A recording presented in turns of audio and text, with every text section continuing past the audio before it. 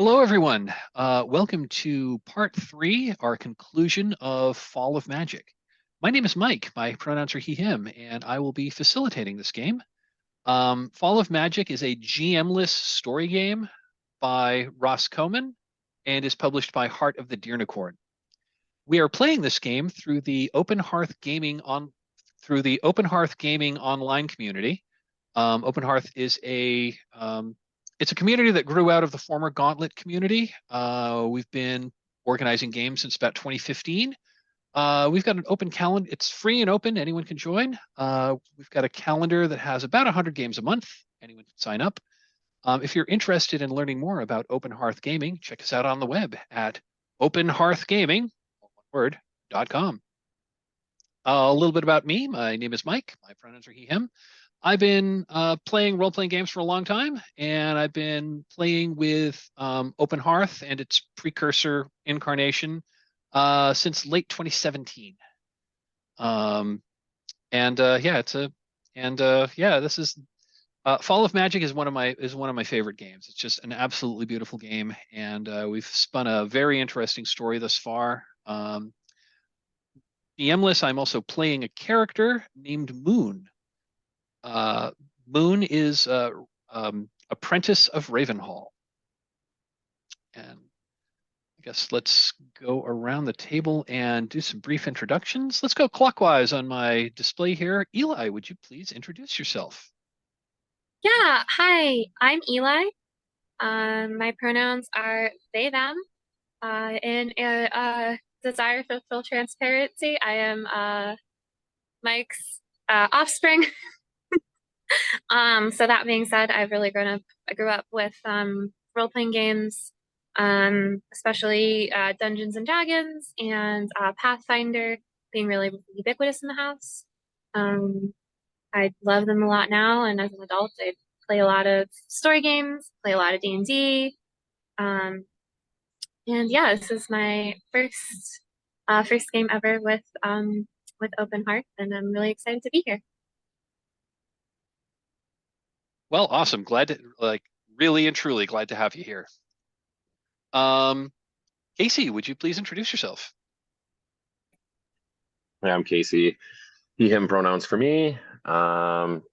This is also one of the first games I've played on the Open Hearth, and it's been awesome. This is a super cool game. I'm probably going to force my home group to play it. And I'm playing Piccolo, the Swineherd from Barley Town. Also, he, him for my character. Glad to have you back. And Chaotic.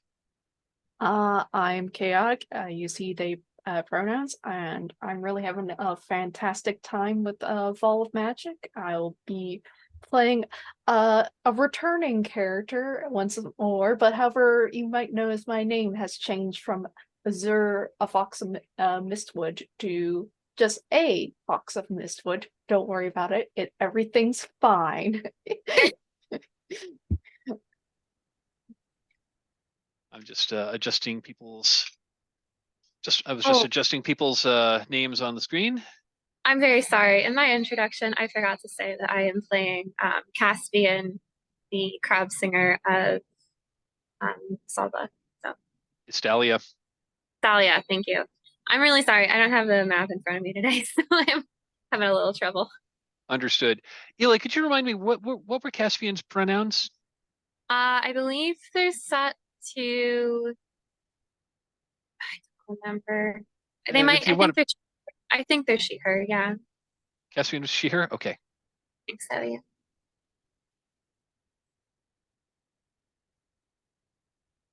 Update that. I was thinking Caspian was he, him, but I am wrong.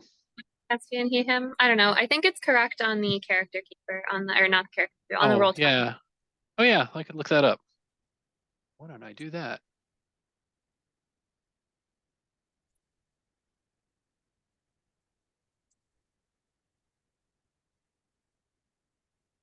And I don't think they're there. That's okay. No big deal. So we're gonna go with she, her. That's cool. Yeah, for now. We'll see. Depends on how the character plays, just like in real life.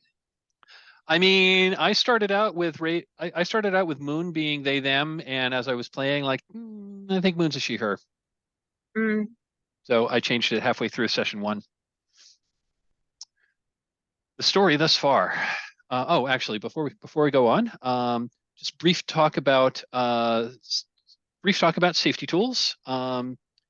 We have established a nested group of 3 safety tools. We're going to be using the open door policy, which means anyone can come and go as they please.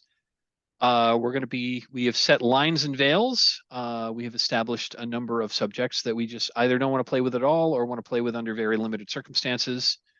And we are playing with the X card. If anything happens in the game, whether that's in the game or between the players, invoke the X card. That's going to pause the game, and we're going to have an out-of-character discussion to find out what we need to change. Don't need to tell us why, but we need to know what. That is the super duper condensed version of the safety discussion. Does anyone have any questions before we continue? Okay. Well, I was going to say the story thus far. I need to hop off camera for just a moment. I'm going to pause the recording and I'll be right back. And we're back. Okay, so the story thus far. Magic is dying, and the Magus is dying with it. We journey together to the land of Umbra, where magic was born. So we have established that our cast of characters here have been traveling with the Magus, who has been described as an ageless woman with long white hair that has like magical sigils like tattooed on her face and on her arms. Basically anywhere where you've seen like bare skin on the Magus, it's like tattooed with magical sigils. There were 2 times in the previous session where she had to work some magic in order to like infuse some magic back into the world to replenish things. And at the end of the casting, we noticed that more and more of these sigils have faded from her skin. And in the most recent one, and Moon is the Magus's apprentice who has some sigils, not nearly as many. And at the last working, Moon lost a couple of sigils as well. What that means, we don't know. But we have traveled, we have traveled through from Ravenhall, which is the home of the Magus, through the Oak Hills. We stopped at Barley Town for a respite and to resupply. Then we traveled through Mistwood. Mistwood was a magical forest where magic was leaching out of it, and this was in effect in that like gray dust was falling from the sky that indicated the matter that had been infused with magic. Once the magic is gone, this is like the residue that was left over. And the Magus worked magic to try to reinfuse magic into Mistwood, but at what cost?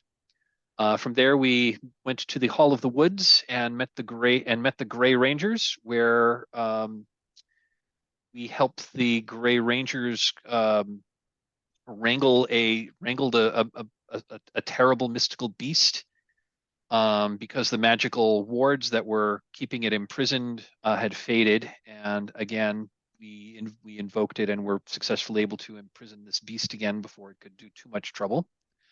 We then took a boat down the Spirit River to the Gilded city of Istallia. And that is where we currently are. So we have been exploring the city of Istallia at the end of last session. Caspian is from Istallia, so we wanted to stay there and give Caspian a chance to interact with the city that she is from. I appreciate that. So let me do a quick screen share just so any viewers from home can see what we are looking at. And we are here in the city of Istallia. And the Magus is enjoying the hospitality of the Gilded One, who we have established as a person in like just gilded, like almost like gold lame robes, and is always wearing a golden mask, so we have not seen the Gilded One's face. And their clothes are like kind of flowing, so we really can't tell anything about. Can't really tell anything about the Gilded One, other than the Magus knows them. Okay. Could I ask you to please zoom in on the story prompts for Istallia? Absolutely. Thank you.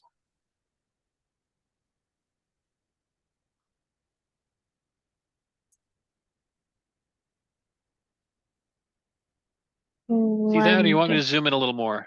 No, that's good. Sorry that I'm like really close to my camera right now. No, that's okay. I know you're playing off a phone. Yeah, I'm trying to get my computer. It's doing that thing where it ran updates and now it's just doing this little restart, restart, restart, restart. Oh yeah, I know that well. Mm-hmm. So the locations in Istallia that we have not explored yet are the Gilded District, which is the prompt is what Okay. you cannot afford. Nazad Station, an unexpected reunion. Mm-hmm. Crab Cove, what comes ashore, Mm-hmm. and the Wharf, when you saw the sea. Yeah. I think, and I don't know what else so we've done all the other prompts for Yeah, we did Istallia. a so in Istallia, the Gilded One asked the Magus's assistance in helping rebuild the heart of the city, Okay. and had servants bring out an actual magical artifact, which was a human, like a model of a human heart made of gold that was actually beating. But as it Terrifying. was beating, like bits of gold were flicking off of it. Mm-hmm. And we went to Starfell Academy and conducted a magical ritual there to Okay. reinfuse this artifact with magic. Okay. And Okay. also, our Fox of Mistwood had gone to hold on, let me just move a token so I can read it. The Marketplace of Magic, and ended up paying a strange price and gave up their name, and they are now a Fox of Mistwood. So they are a Fox of Mistwood. But they are now actually a Fox of Mistwood. Like that's their name, or they're a fox now, like an actual fox. Okay. I love it. It's fine. It's not gonna cause major problems for us. It's fine. Like, Seems like there's no no downsides.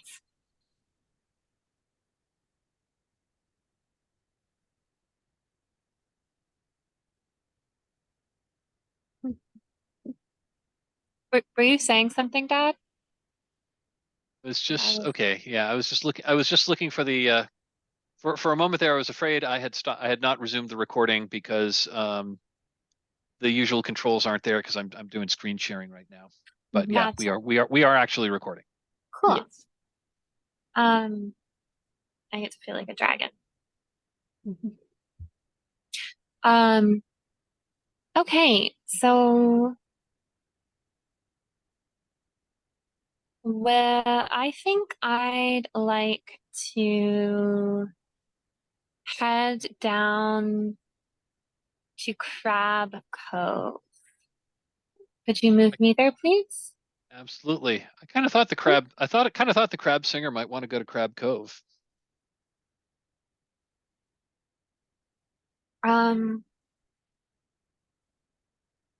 Yeah, I think that Caspian, it's kind of a weird. Caspian is occupying this kind of odd place of coming back to the place that she grew up in, but it doesn't, and like it's familiar, but it doesn't really feel like home anymore. And she's kind of trying to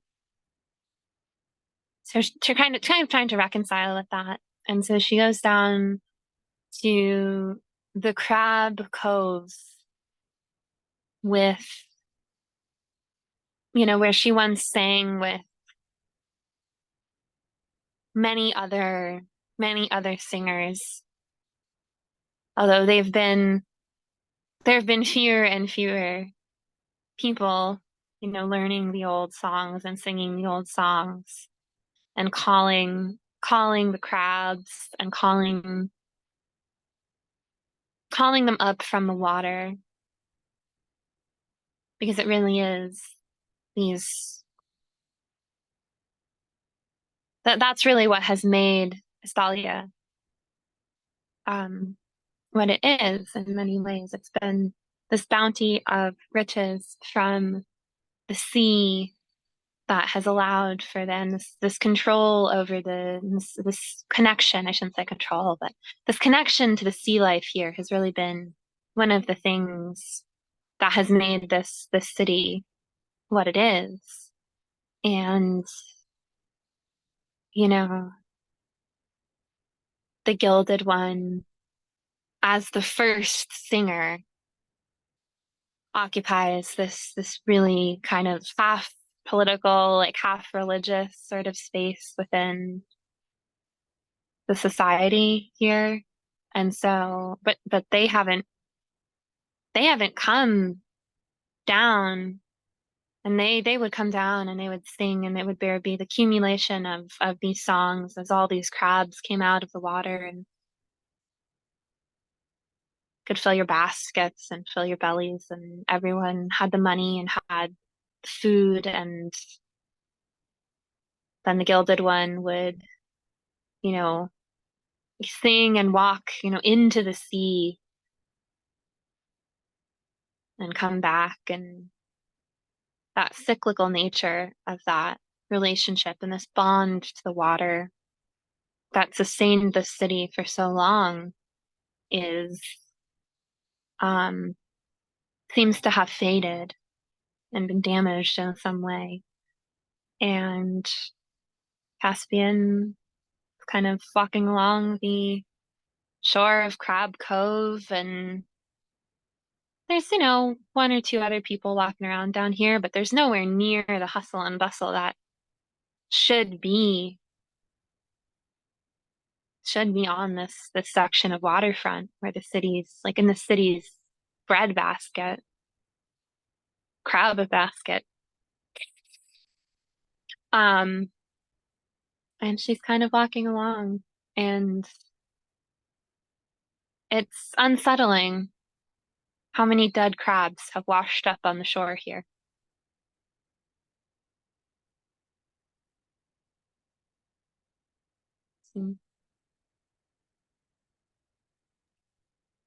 Nice. That's it's a really nice scene. Thank you.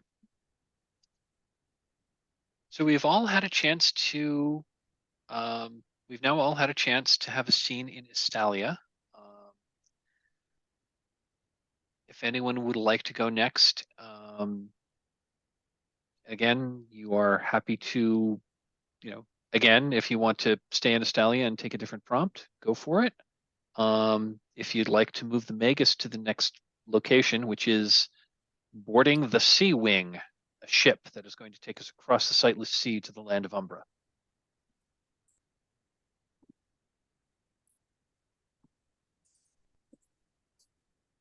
Chaotic or Casey, do either of you have an idea? I do have an idea. I think after being transformed into a fox, I think this particular Fox of Mistwood it gets chased out of the market, because like effectively I am an animal now. So like you don't want like animals running about stalls, perhaps stealing food or what have you, or getting into trouble. I think a run down like some like side paths. And like eventually the stone cobbles turn into like wood planks as I find myself near the wharf. And I finally see the sea. I think I sort of like skid to a halt because I realized that no one is chasing me any longer because I've lost them. And I feel very small because the ocean is just so big. The horizon goes off forever. There doesn't seem to be any end. And I know that as far as it is wide, it is deep. And I am very, very small. And I think like sigh when I say, despite everything, there's still enough magic in this world. And I need to be clever. And I need to be willing to complete this journey. Because otherwise I'm going to be stuck with like this. Can I ask a question? Yeah. I'm sorry, can I ask a question? Mhm. Are you speaking this aloud? I.e., Yes. can a fox speak? Yes. Okay, awesome. Yes. Yes, this is sort of the scene to show that. Because otherwise, this curse, this contract, it's just gonna get worse. I wonder how Piccolo would react to this. Maybe I should find him next. I think the scene just ends with me trotting off back to town, well, to the city, to see if I can find Piccolo amongst its denizens.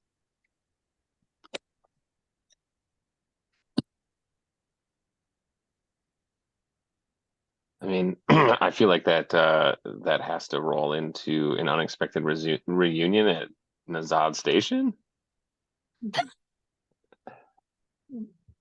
But it doesn't have to. It doesn't have to. That's just a suggestion. Mm-hmm. It only has to happen if you want it to happen. Yeah, exactly. If you want to take it, if you want to take that prompt, go for it. If you'd rather do something else, it's totally up to you. It's kind of your turn. Yeah.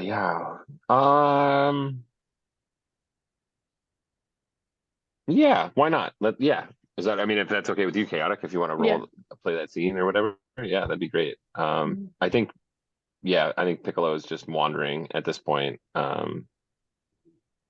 Maybe taking in like the last like big city or the vestiges of civilization before they journey out onto the the crew journeys out into the unknown on the sea or whatever. So I think that's why I'm there, sort of mesmerized by the people in the hustle. I think at first you just hear like a whistle. And then you hear your name, I think, Piccolo, and like I think you just imagine you just look around to see who's trying to call you. And like, does a fox walk on all fours? Yes. Okay.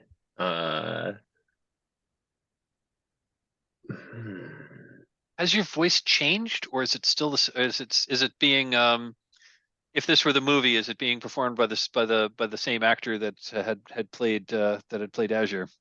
It's being played by the same actor who played Azure.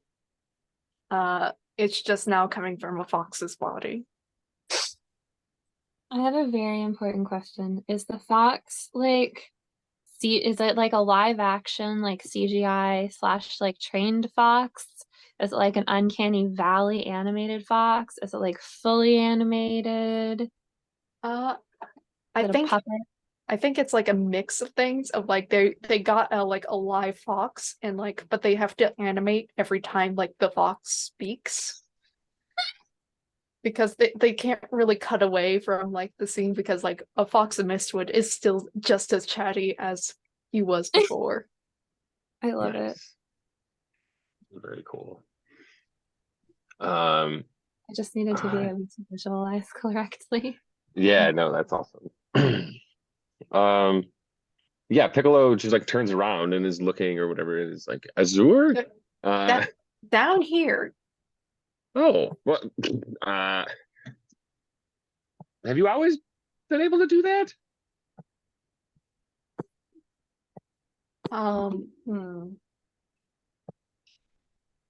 Yes, but not like this.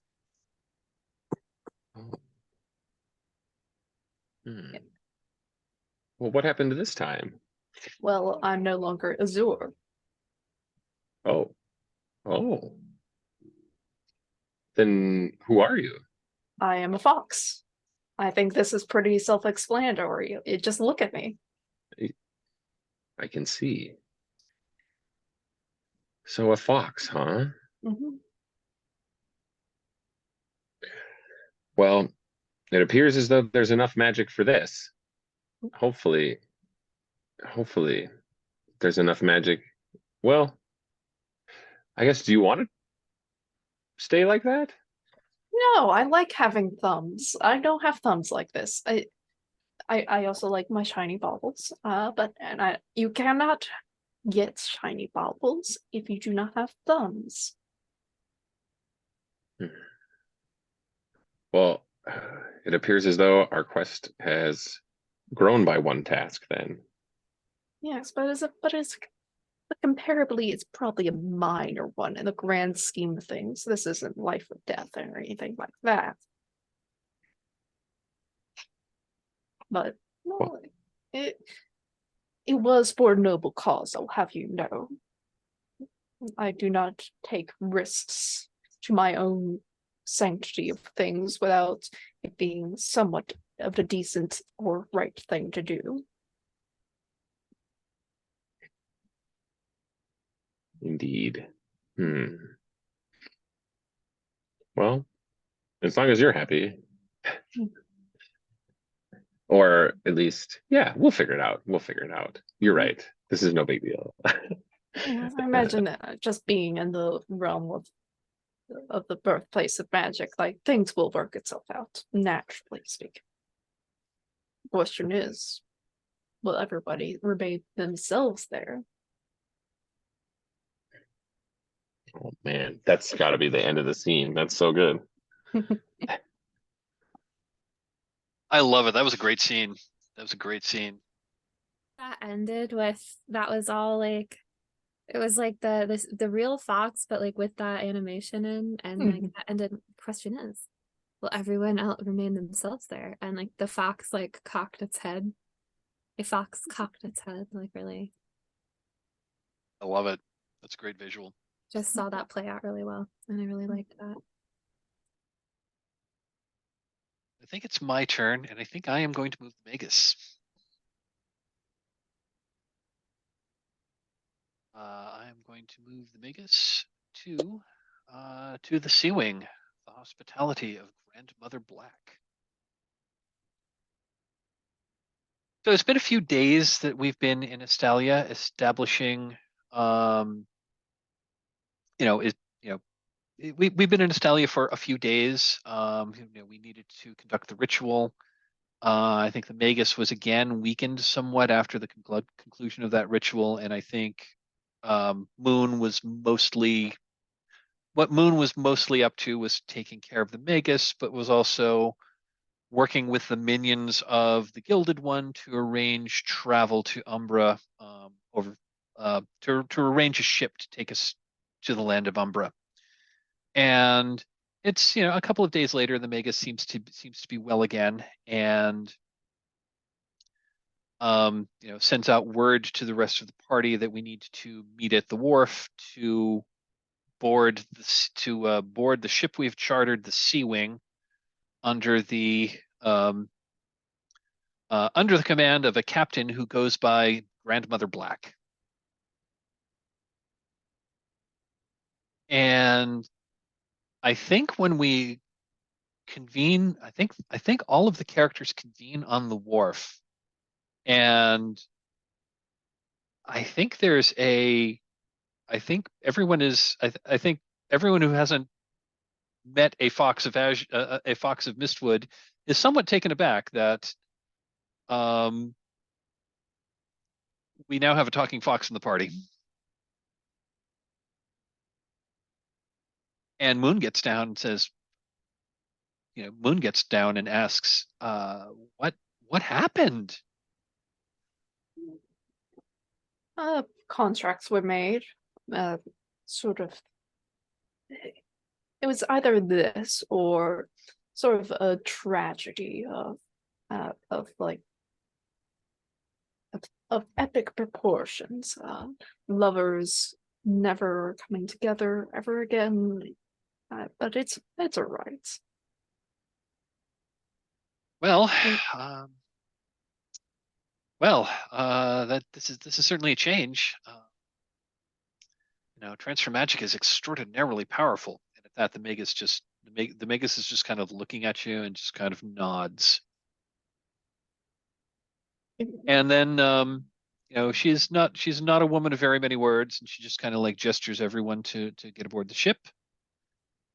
And I presume we all do, and we are met on the deck by the we're met on the deck by the by the first mate of the ship, who shows us to our cabins, and again, he basically tells us to stay out of the way of the crew. He's kind of a man. He's a no nonsense man of business. And after another, hour or two of preparations, the Sea Wing sets sail into the east. And I don't know, a couple of hours later, there's a knock on everyone's cabin doors, and there's a knock on everyone's cabin door, and the first mate is there and said, the captain wishes to have you all join her for dinner in her stateroom.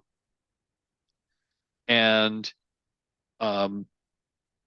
yes, even a fox, because it was clear that this was I'm going to say that perhaps the Magus was I think the Magus was like letting a fox stay close to her under the guise of perhaps you were the Magus's familiar or something like that. Yeah. And so, if that's okay with you, Chaotic. Yeah, I love it. A fox does not care for that, but I, Chaotic, love that idea of like, especially if I imagine a brief scene, like looks at the Magus, looks at a fox who's like just sitting there, like, and the Magus just says, "He's with me." And so you're shown into, so Grandmother Black is she is she's probably in her mid 40s. She's got short cropped raven black hair. Is dressed in, she is dressed like a sea captain. I'm thinking like, I think she's dressing like, she's dressed like she'd stepped off of,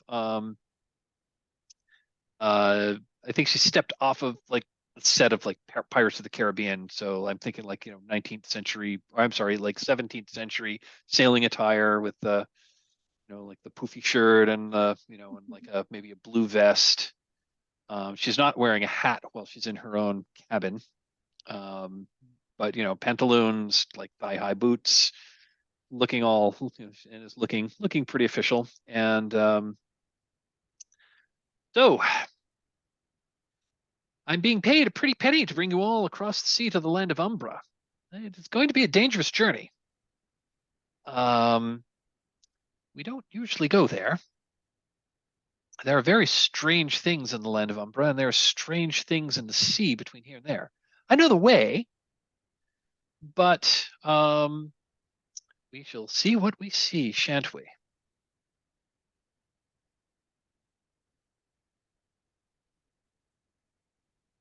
You're all there if anyone wants to chime in to like add to the scene. Yes, well, the sea is very dark and deep, and there are many secrets there. That is true. That is very true. Have you made the journey before?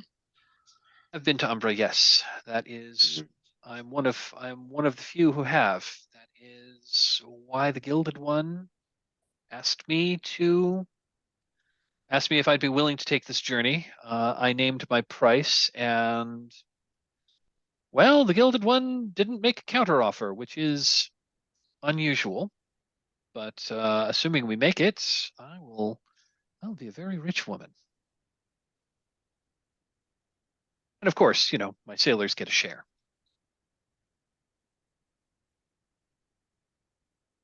I think that as this conversation is happening, I think the camera pans down and the fox is underneath the table, a little bit disgruntled because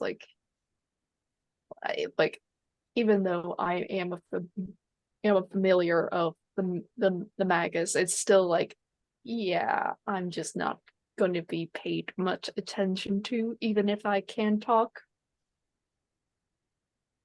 So I'm just listening into this conversation. And the food you are served is, it is not. It's good food for being on a ship. This is not like the great banquet that you were given. This is not the great but hearty banquet you were given when you received the hospitality of the Barley Lord. This is certainly not the opulence that you were given when you were ushered into the halls of the Gilded One. But it's good. It's good, satisfying, hearty food. Obviously, it's the captain and her officers that are there with you as well, and they're probably eating better than the common sailors. They're probably eating a lot of, bacon and hardtack. But the conversation is pleasant. Grandmother Black is somewhat flamboyant and seems somewhat full of herself, but she also seems to know what she's doing. And you are given, you're told that, you basically can go wherever you want on the ship, save for the cabins of the officers, unless, please knock first. She also asks you to stay out of the cargo hold, but other than that, stay out of the way of the sailors when they're working. But other than that, you're free to go wherever you'd like on the ship. I think while everyone's eating, Caspian is going to we're eating with the captain, all the officers and all that. I think maybe it's I think it's the captain and maybe three other officers, like the first mate, the second mate, and the first mate, the second mate, and maybe the navigator. Okay. I think Caspian is gonna I think I want to talk to the navigator a little bit and ask if there's anything in particular we should be prepared for or look out for on this journey to Umbra. He sighs deeply and looks at you and says, "No two journeys to Umbra are ever the same. We'll be passing through the Lost Islands." How many times have you been? How many times have you made this journey? I've made this journey. This is my third journey. And traveling through the Lost Islands is interesting in that you can be following the chart, but the islands are going to be where the islands want to be.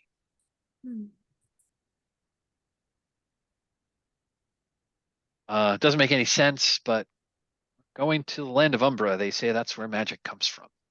Things get weird over there. How weird. Well, that, he pauses, is another story. And maybe that's the scene.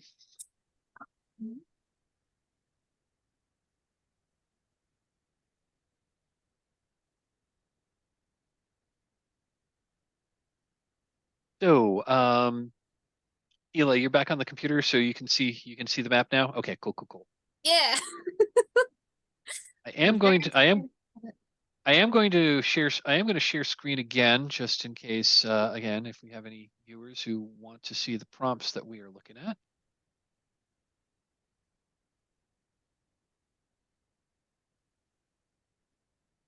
I got the right screen up, don't I? Mm-hmm. Okay. Zoom in a little more. On the Sea Wing.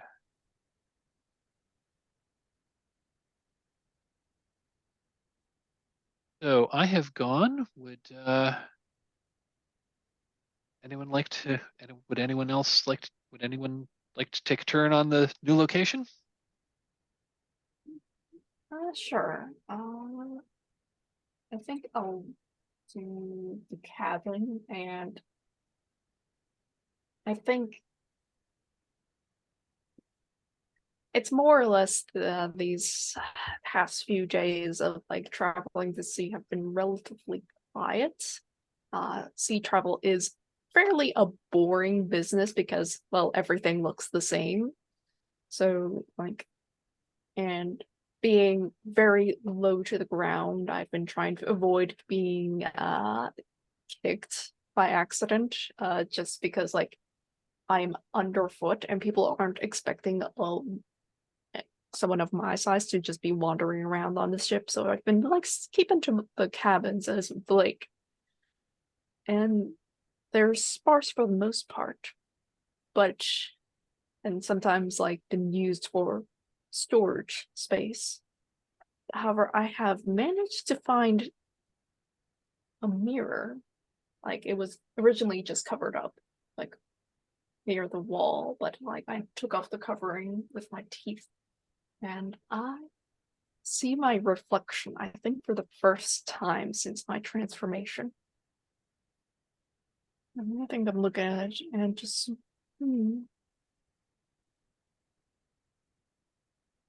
it's not that different from how I normally transform. At least that's good.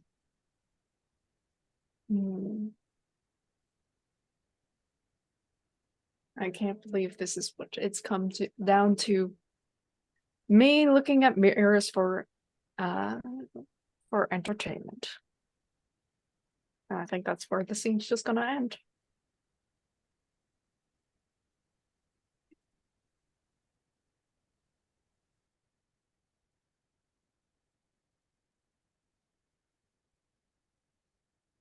AC, would you like to go next? Yeah. I think I'm going to go to the helm. And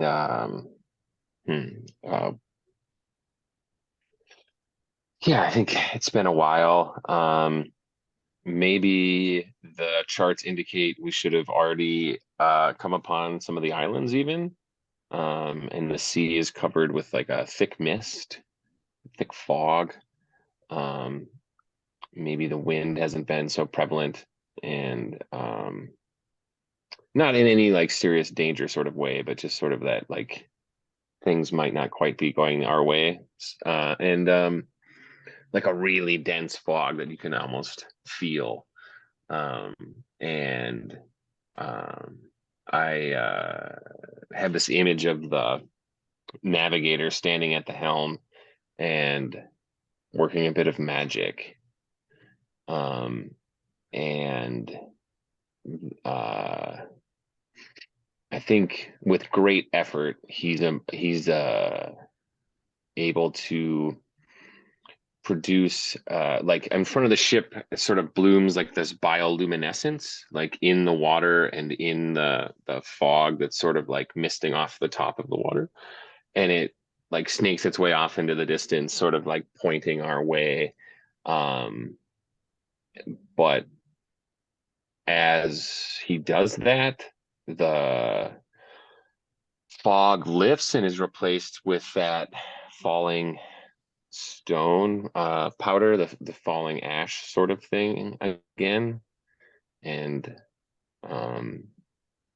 we've found our course, but again at some sort of cost.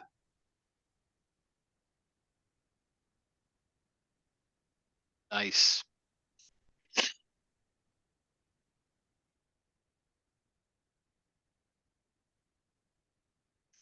think it is your turn, Eli, if you'd like to take it from there or pick a location. I think I'd like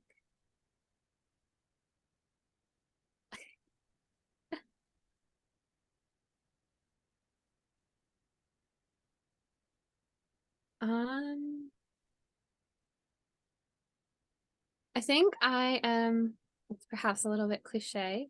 I think I'm gonna go for Galley, a Song of the Sea. So I think that as this voyage has progressed so far, Caspian has really just been, Caspian is very much kind of like genuinely like in her element. You know, she's used to being on ships and maybe not sailing this long of a distance, but she's used to being on ships. She's used to traveling. You know, she knows how to not get underfoot when she's a passenger. And she can actually be, you know, like she knows her way around. She knows what she's doing. She can be remarkably helpful. So she's taken to spending a lot of her time on, you know, in and amongst the crew. And I think she is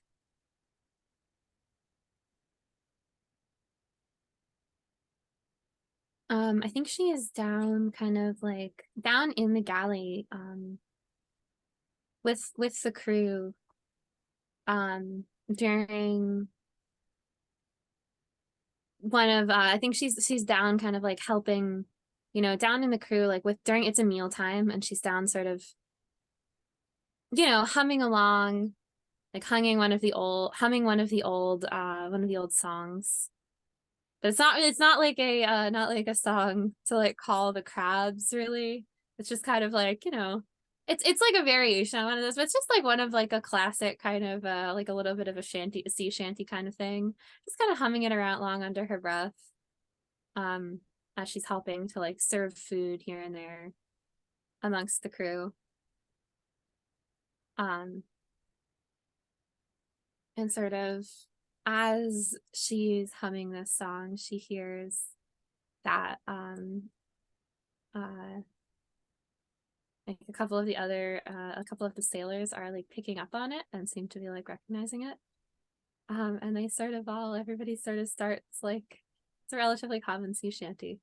And there's just a really really beautiful moment of everyone kind of, you know, as everyone's getting set up and served and like ready to eat this meal, everyone's sort of coming together and like singing and, you know, getting everything prepped, and it's just a really beautiful moment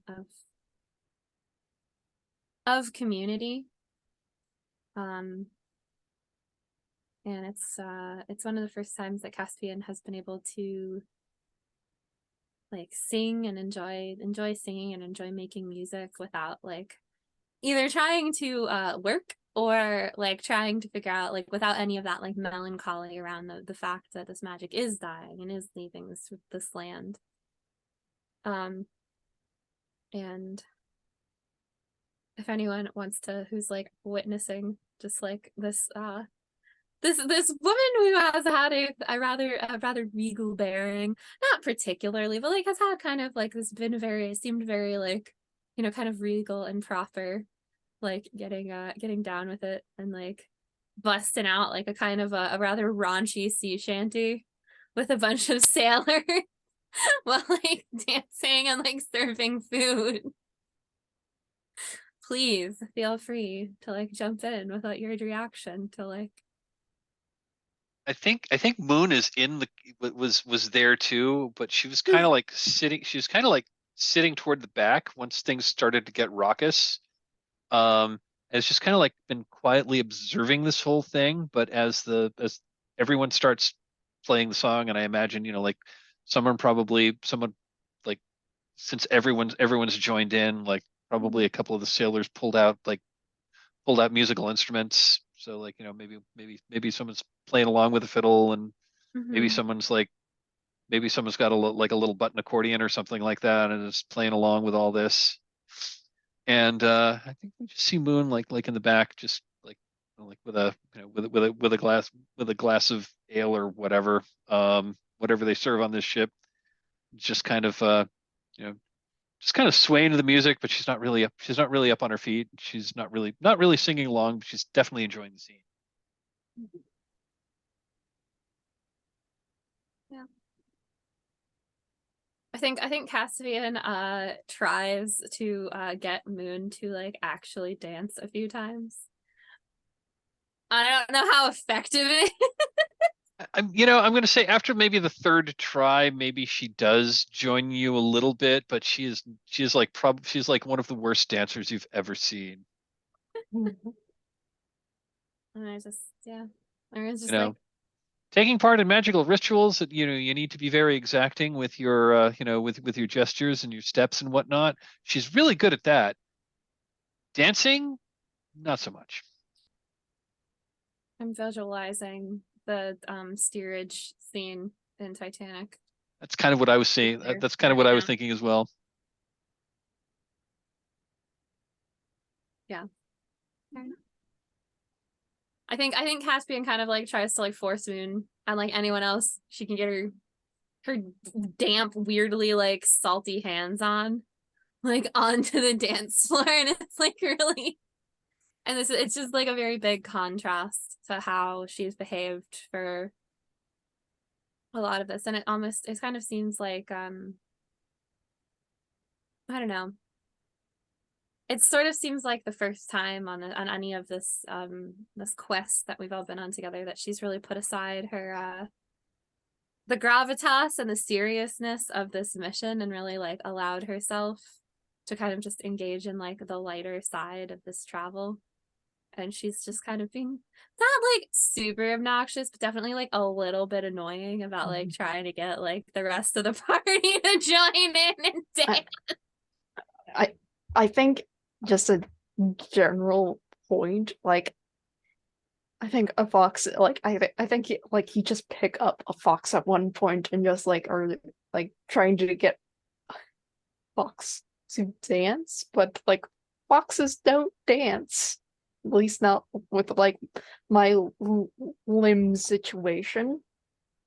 So it's just like, but like I think it's very weird scene because I am laughing along with you about like just this joy, like even though I can't really participate very well in this scene. Fair. Like when you pick up your cat and dance with your cat. Yes. Frequent occurrence. Yeah, I almost went and grabbed my dog. No.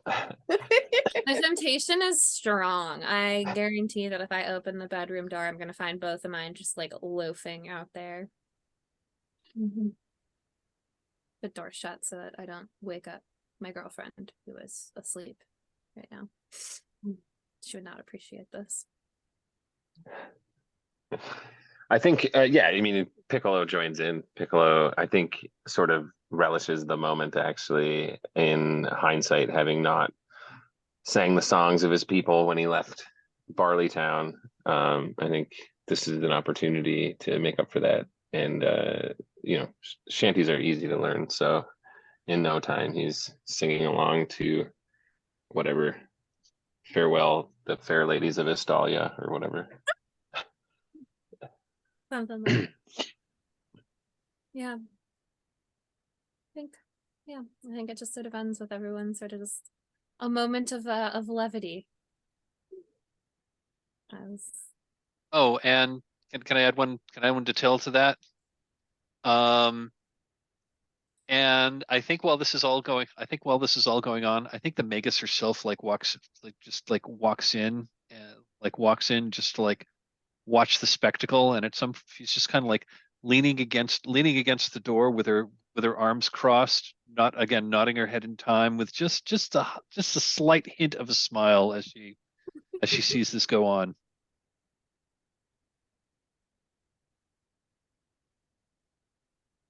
Thanks.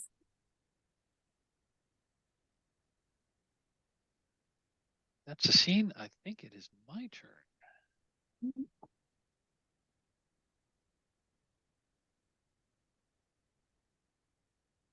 I'm going to take the crow's nest. What lies on the horizon? It's some period of time later. And Moon has climbed up to the crow's nest of this ship. It is a good like 35, 40 feet above the deck at the top of the mast in the crow's nest, the main mast, and is looking out over the horizon, looking out at the sea in the direction that we're going. You don't know where she's gotten it, but she's produced a spyglass. It's like, looking at the spyglass, seeing what lies ahead. And I think she sees she's looking through the spyglass and does see an island in the distance, and lowers the spyglass and like just looks with her own eyes with an odd look on her face, and she looks through the spyglass again in that direction. And I think what the viewers at home see is actually a different island, like a completely different island than the one we saw than the one we saw just a moment ago when she was looking through. And she puts the spyglass down again with a look of with just this look of confusion on her face. And she looks at the distance again, and the point of view here is there's nothing on the horizon. And she looks through the spyglass again. And this time when she looks through the spyglass, another ship approaching. And there's a person and she sees through the spyglass a person who's got the spyglass pointed at her.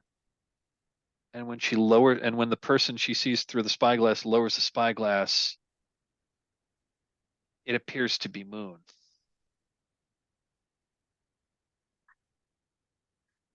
And she lowers the spyglass and looks out and does not see a ship. Raises the spyglass and looks through the spyglass again and just sees the ocean.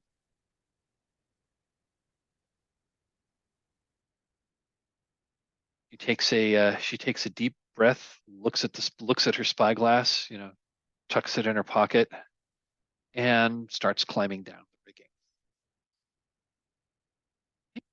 That was a short one, but I think that might be the scene. That's very spooky. I love it.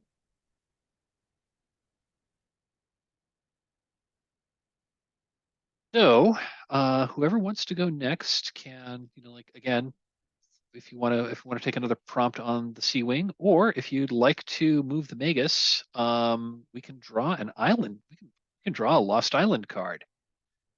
And the way that works is, if that's what you want to do, you, the player, there's this. Let me do a screen share so everyone can see what I'm seeing. Does everyone see the map? Okay. So the way that works is there's this Lost Island deck here, and basically you click on the deck and you'll draw a card. Draw two cards, look at them both, and then pick the one that you like. The one that you don't like, you can then select hide card, or I think there might be a little X close box in the window. So close the one that you'd rather not do. But yeah, draw 2 cards, and we'll just do a normal story prompt for the card that you want to do.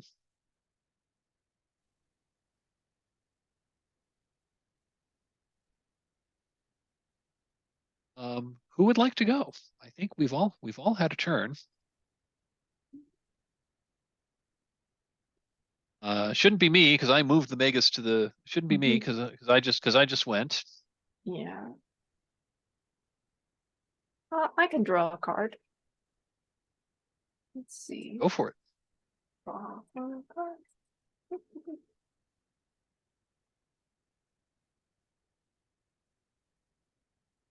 Hold on.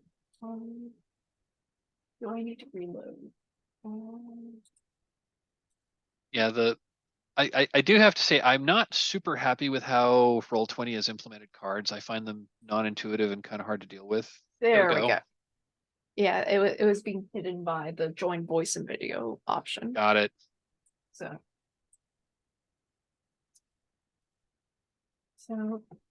Isle of Memory, Spell of the Past.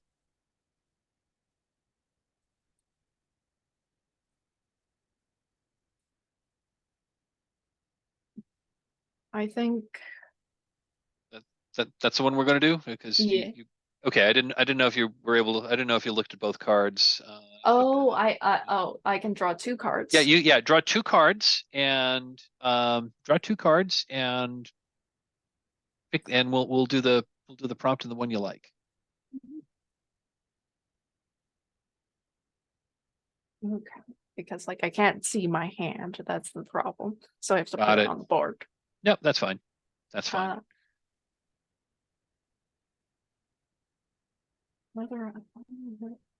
I think I'll do the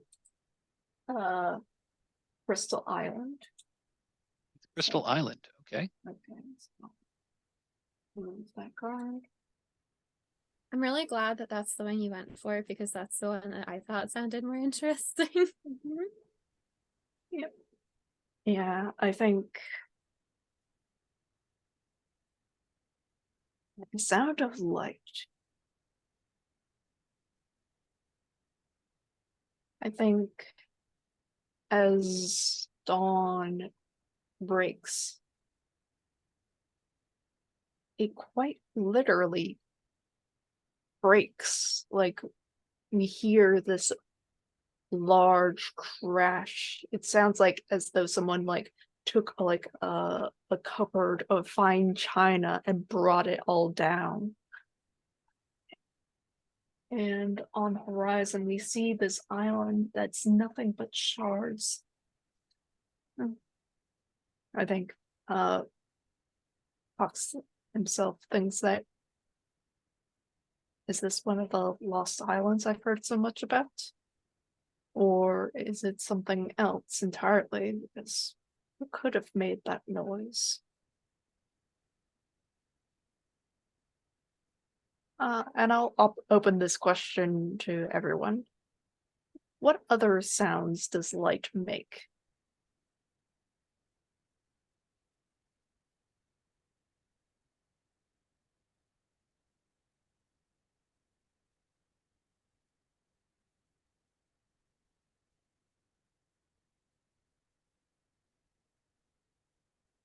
Thinking that I'm thinking that there's that we're hearing I like the idea of like glass crashing, but I also think that what we're hearing, like when the light goes through the crystals and like makes weird rainbow patterns, there's a hum. There's like dissonant harmonies that are coming from across the sea from this island, specifically as the light goes through the crystals and is diffracted. We're hearing the sound of the colors.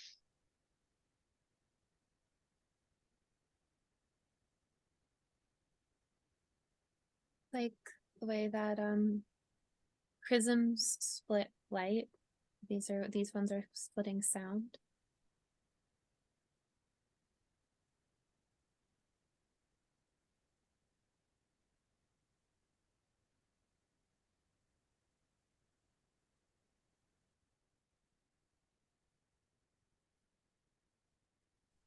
I get the like creepy feeling of like a feedback loop, not as like intense as obnoxious as like what that actually sounds like in real life, because that's kind of horrifying, but like that kind of like unsettling, like puncturing kind of noise is the thing that comes to my mind immediately. It's not the sound of light specifically, but there's that like feeling. It's like a physical sensation that I feel like also comes with the auditory response of like if you're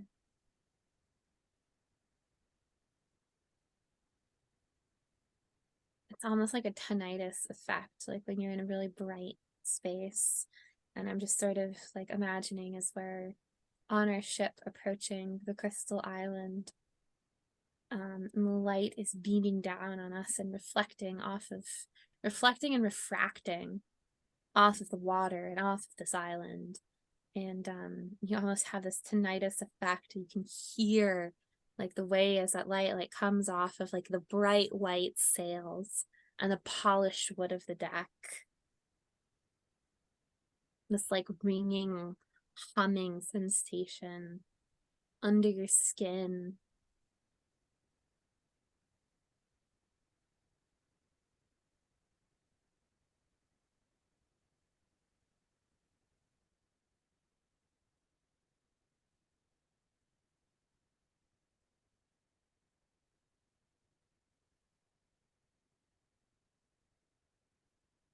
I guess my question is that the scene, or Mhm. Chaotic, is there anything you wanted to add? I think that is the scene. Okay.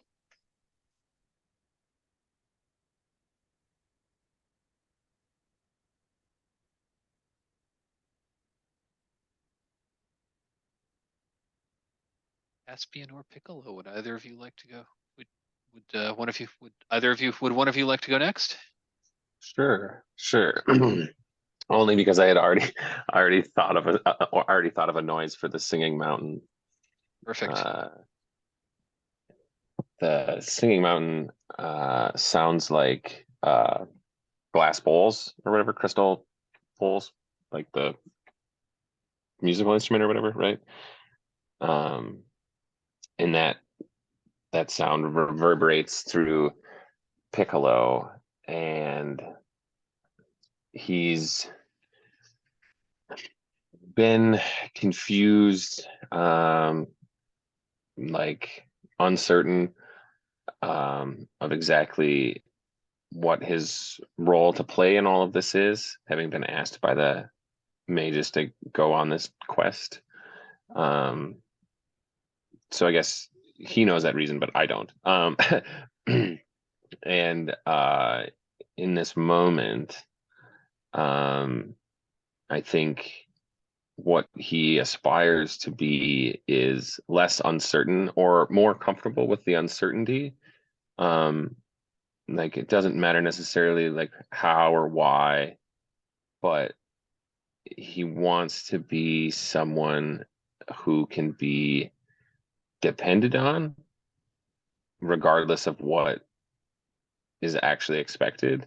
Like it's just sort of been like, kicking rocks a little bit, or like ho-humming along to all of this because it's so far beyond anything that he thought he would ever experience. And yeah, filled with a desire, maybe some like a resolution to really see this through to the end and like fulfill his purpose on the mission, even if he's still uncertain of what that is.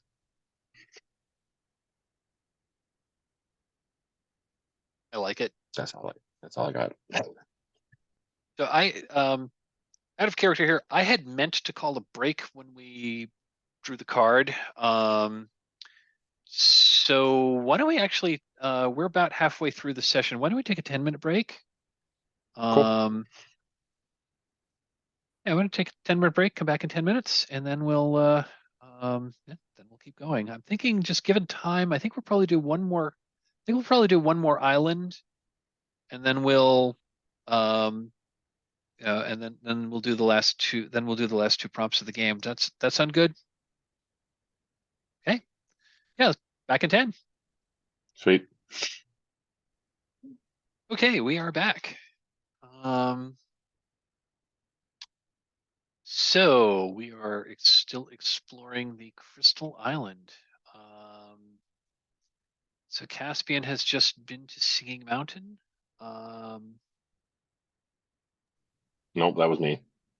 Oh, I'm sorry. Yes, sorry. Yes, that was Piccolo went to Singing Mountain.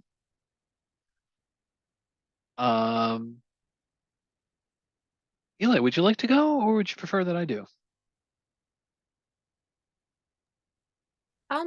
I can totally go, although I was gonna wait because I feel like you've had to move the Magus most of the time. So I was gonna let you, if you'd like to go now, if you want to go, then I'll move the Magus in the next round. Well, I mean, you and I each have to move on to the Crystal Island, so it'll be Okay. Either way. okay. Well, I'll go then if that's okay with you. Sure, of course, please. Oh, let me go to front. I wonder if we could just move the card to the back. That works too.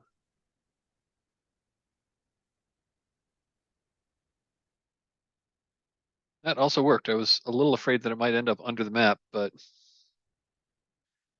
I think I think everything's at the token level. Yeah. Like, the map is on the map level, and then everything else is on. Everything else is on the token level. Yep.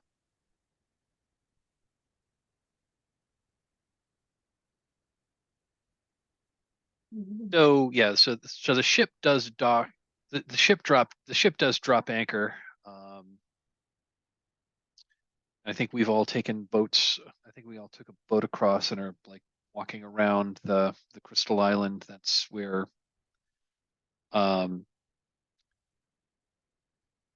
Piccolo went up to the Singing Mountain. And yeah, I'm imagining that this island is, it does have a mostly, I think it's got like I think the main part of the island is basically like a crystal, except it's, it's growing that way instead of up, so that there's mostly a flat surface for us to walk on, but there are, crystals jutting out at various angles. And I think Moon and the Magus are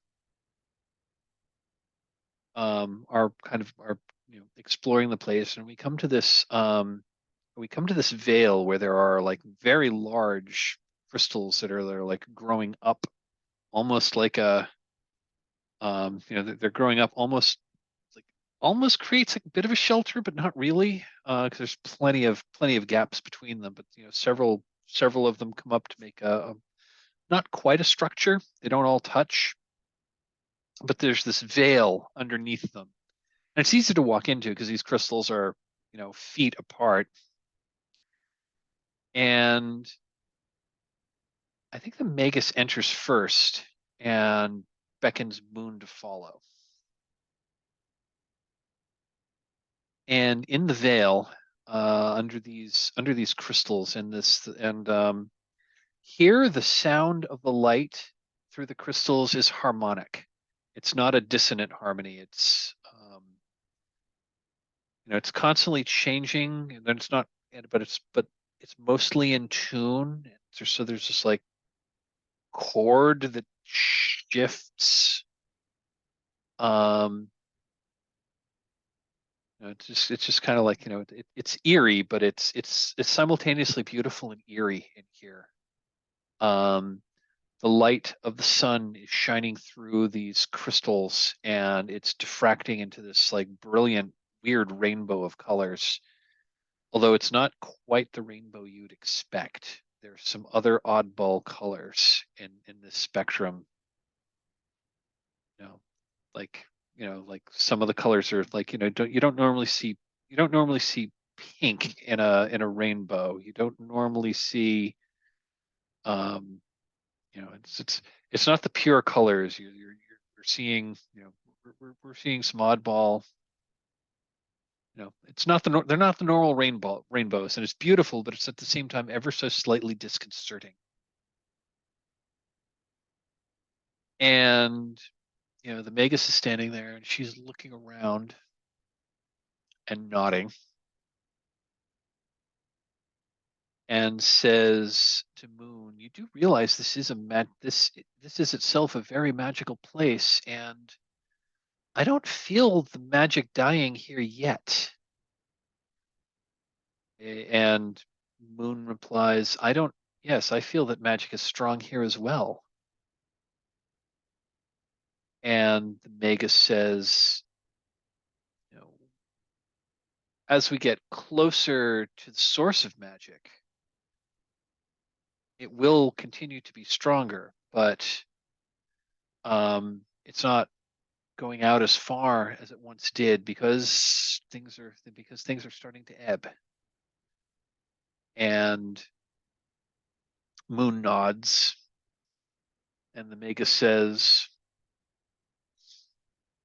and that's because I have concentrated too much. I've taken too much magic. Do the things that I wished to do and that others wished me to do. And I need to put a lot of it back. And Moon looks at the Magus and says, What do you mean by that? And the Magus says, well, we'll know once we get to Umbra. But on how things go,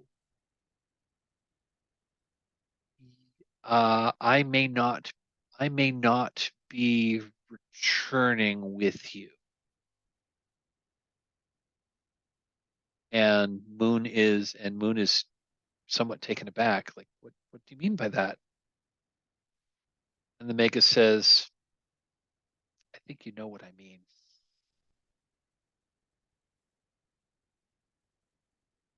So much of the magic, so much of my essence is tied up with this magic that I'm going to need to release what I have taken, or else magic may be fading away from this world forever. And Moon is just like looking at the Magus and says, "Really?" And she nods. I think that might be the scene.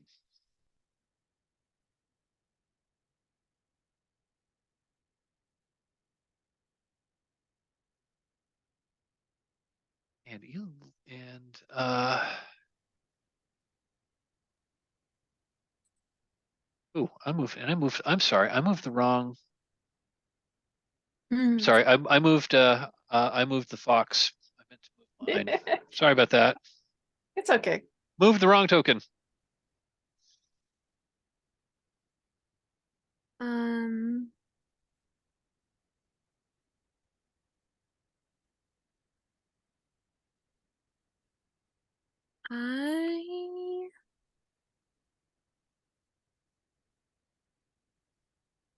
I'm going to move my token onto Cave of Colors.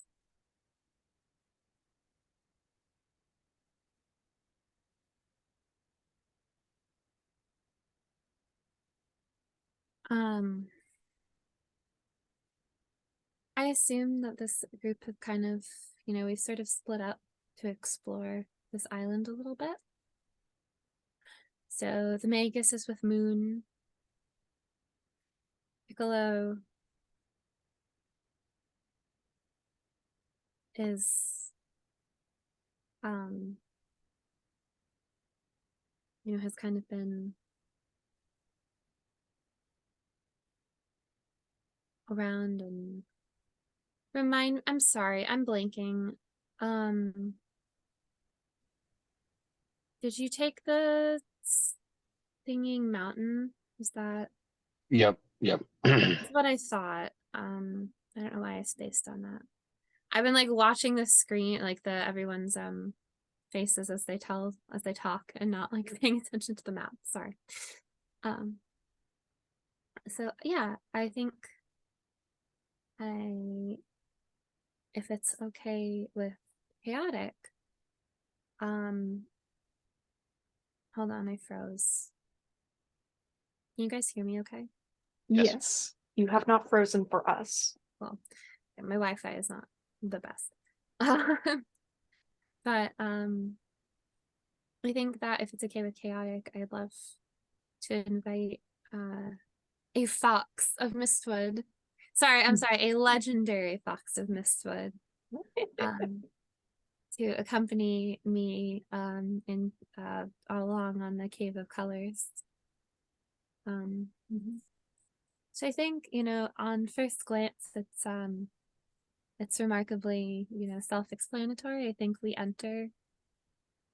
enter and it's this really beautiful, as the sun shines in through, it's almost like you're inside this beautiful cave, and there's a prism, like this prismatic crystal at the top, right about the apex of the cave. And as the light shines through this crystal, you have this diffusion out that like splits this light into all of the colors of the rainbow. And the floor is remarkably smoothly polished. It's got this mirror finish to it, and at first glance it almost seems like it's refracting, as Caspian enters, it almost seems like it's refracting them, sort of almost like it's not a perfect mirror, so it's almost like a funhouse mirror. But then like on further, like it's just this kind of interesting, like I recognize that background. It's a slightly off reflection happening. And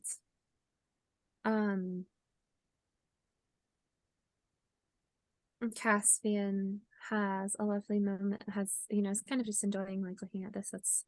It's a completely otherworldly, fantastical experience to walk through this cave. And there's almost, looking at all of these beautiful colors. I know one of these refracted images catches my attention, and I approach it, and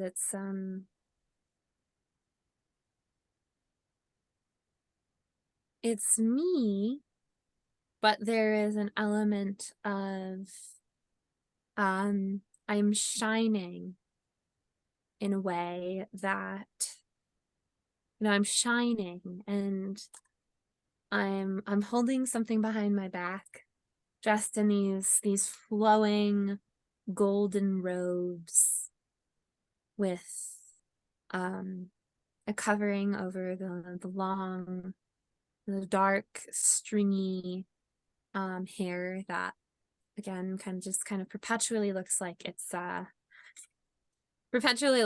just come out of the ocean. Okay, perpetually look a little bit like I've just come out of the ocean. So there's this flowing veil kind of pulled over my head, and I'm holding something behind my back, and there's a very cruel tone to the otherwise more severe and more regal cut of Caspian's features, as you know, there's something, you know, as I sort of take the gold mask, this gilded mask, ornately decorated and embellished, from behind my back, and hold it up to my face, and it seems almost as though there's something behind the reflection, with these segmented crustacean legs, you know, moving in the background just out of view, in this odd refracted image of Caspian himself. And the image seems to have her like captivated.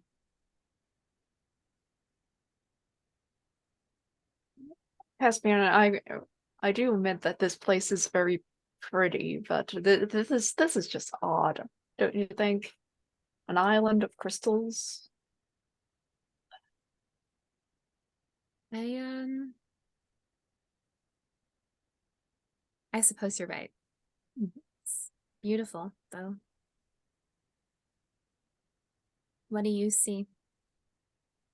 What's refracted here for you? I think it's less in the colors, but rather in the shadows.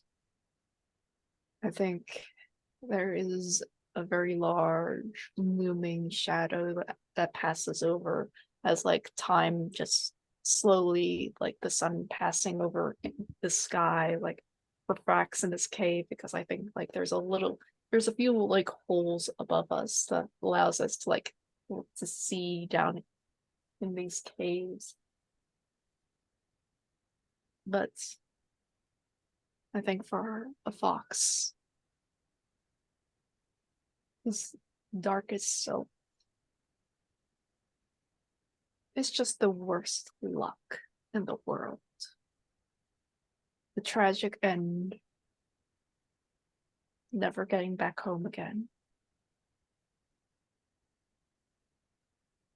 So it's less of a reflection of what he could be, but rather what he fears.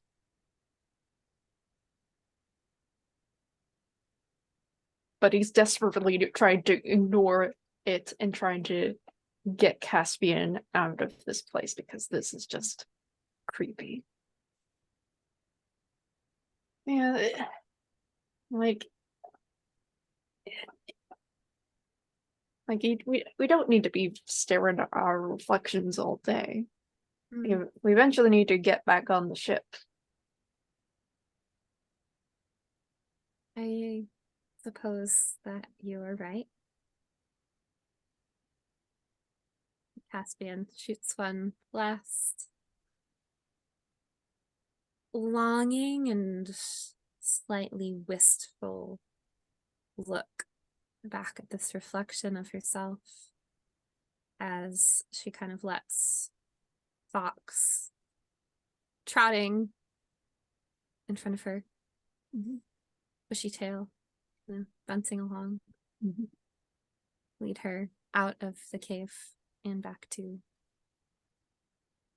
back into slightly more, I mean, it's still an island made of crystals, but back into, this slightly less unsettling space. I think continuing the scene, like I think instead of going directly back to the ship, I think a fox finds a different path. I think we meander through the island, and what was not clear from the shore is this perfectly reflected lake that has like a golden hue. Now see, this is much more pleasant, rather than just being in somewhat darkened area. We can be out in the sun, seeing all sorts of nice sights as we just make our way leisurely back. Good company, good sights. Mm. This. And Caspian is still just reluctantly following. That does seem to be getting into how cool these dang rocks are. I think sort of what's hidden in plain sight is the reflection in the lake. It does show who we truly are. I think for a fox, it's the most different because it is how he used to be before he became this in this form. I think that this reflection is looking back towards you and is more or less smiling, giggling, and just overall joyful. Because, well, I think that's who he is at his core. I think that is what he's meant to be in life. I like that a lot.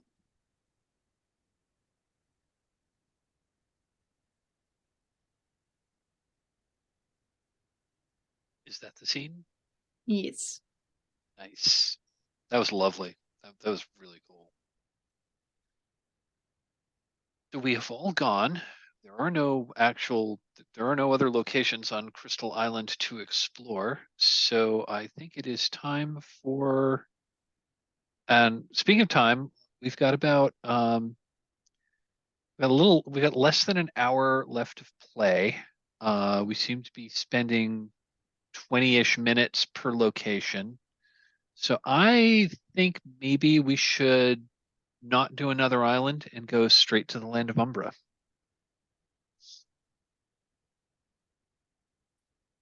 So let me move the map.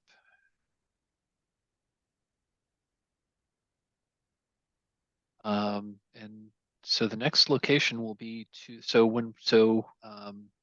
let's see, I know Chaotic, you moved the Magus last time. I moved the Magus the time before that. So I think Casey, it would be your turn to move the Magus. And the next location will be at the ruins of Crowhall. And if we remember the first session, Crowhall is the locations of Crowhall are kind of a dark reflection of Ravenhall. So Casey, would you tell us about the rest of the sea journey to Umbra and how we come to the ruins of Crowhall? Yeah.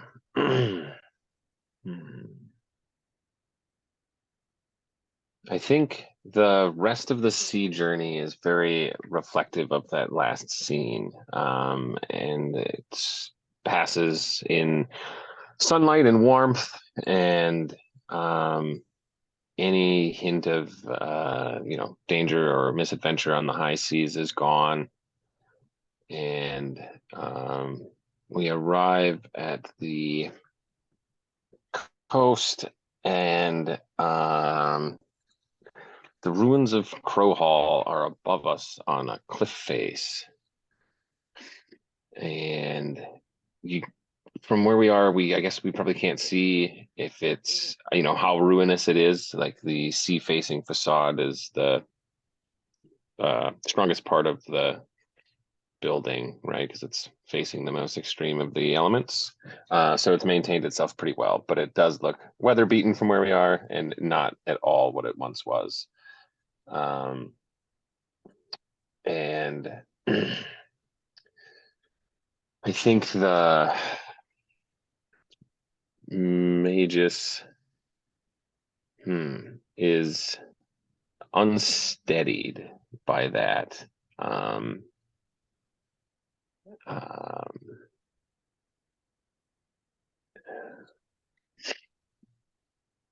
she says something probably to Moon, or maybe the group at large, like, well, I expected there to be change. This is much different than how it was last I was here.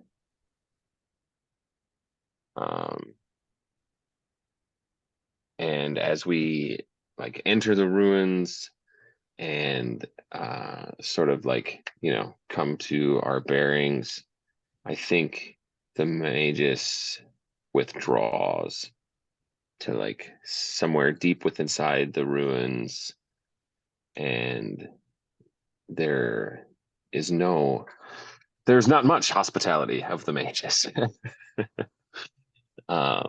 Yeah, that's I think she's sort of left and withdrawn, and has left us to this place for now.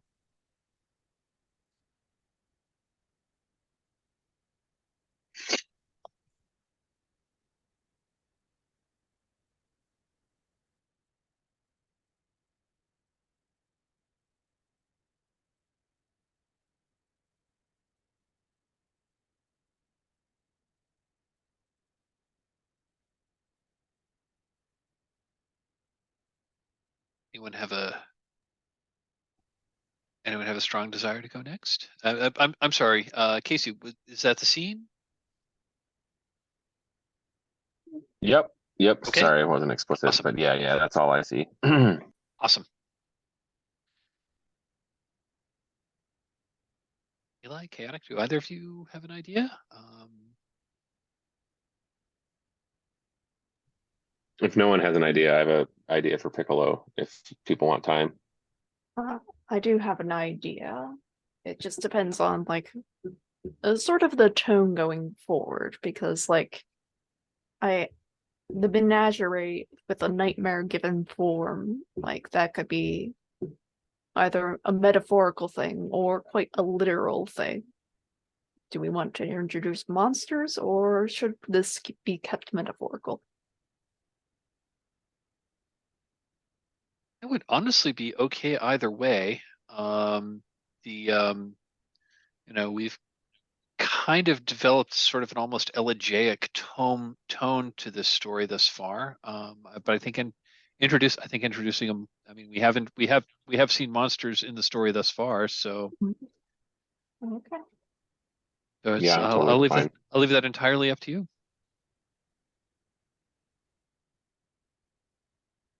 I think for the most part we've been keeping together, because I think in the dark the shadows rise a little bit too much.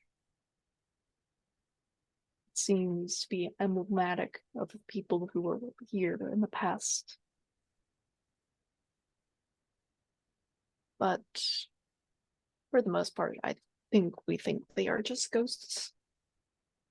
Except for one. There is this big creature with many limbs crawling around on the ground in the dark, shaking like what remains of trees, of plants, of any life, trying to consume it all. I think the most unnerving thing about it is that we can't really tell where its eyes and mouth are, because it's just an inky blob with arms. But it's easy enough to avoid because it's slow.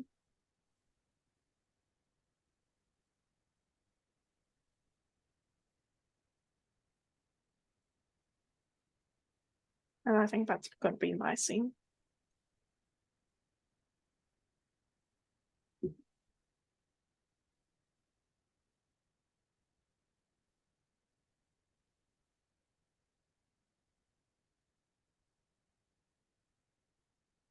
Would you like to go, Eli, or shall I?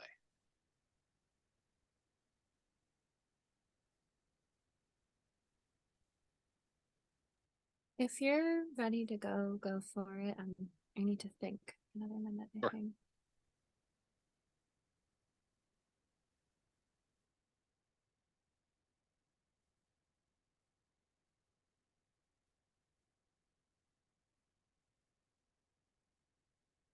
I am going to move to the Great Hall. And I think as we've established here in the ruins of Crowhall, and Crowhall is oddly familiar. Those who've been to Ravenhall realize that Crowhall is, well, when it was, before it started, before it was abandoned and fell to ruin, Crowhall and Ravenhall were more or less built from the same plans, except they're inverted. What was left is right, what was right is left. And Moon had lived in Ravenhall for many years, serving the Magus, and has been wandering the ruin halls of Crowhall, looking at the various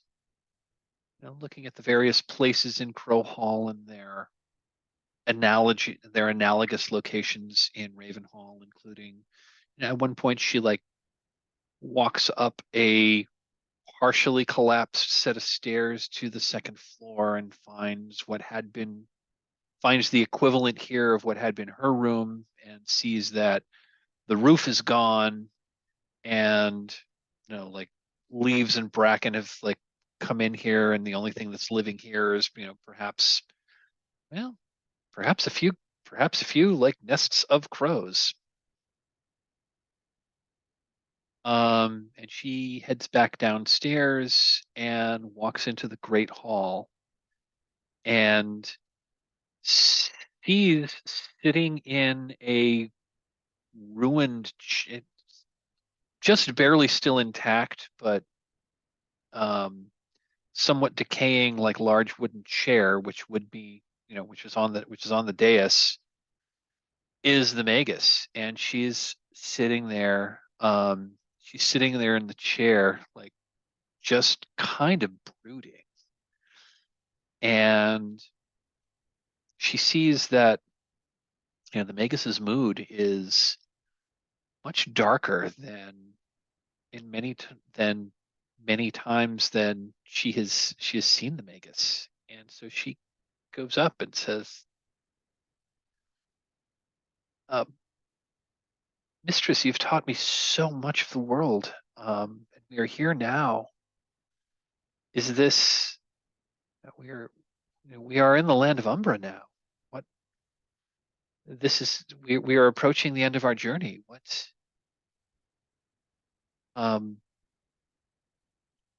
what troubles you?" And she looks up and meets Moon's gaze with a mirthless smile and says, "I lived here for many, many years before I went across the ocean to, reestablish myself in Ravenhall, where I worked many a wonder, and it's all unraveling. It took too much." And and you know, at that, Moon, takes the Magus's hand and says, "You've been more than a teacher to me. You've been almost like a mother to me. And I don't want to see you go." And the Magus looks down at her, and now the smile is genuine. And she reaches out and just kind of strokes Moon's hair and says,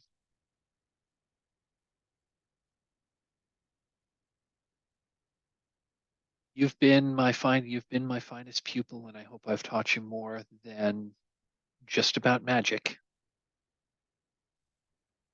You know, I think when I'm gone, I may miss you the most.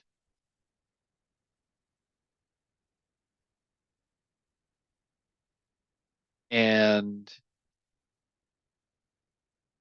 at that, she stands up and says, I have a few things I need to gather before we take the last leg of our journey. I will see you later. And at that, she turns and walks out of the room. I think that's the scene.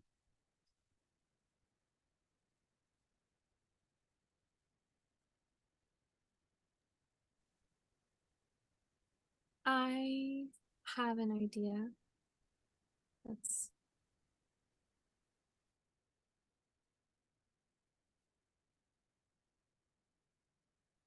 I think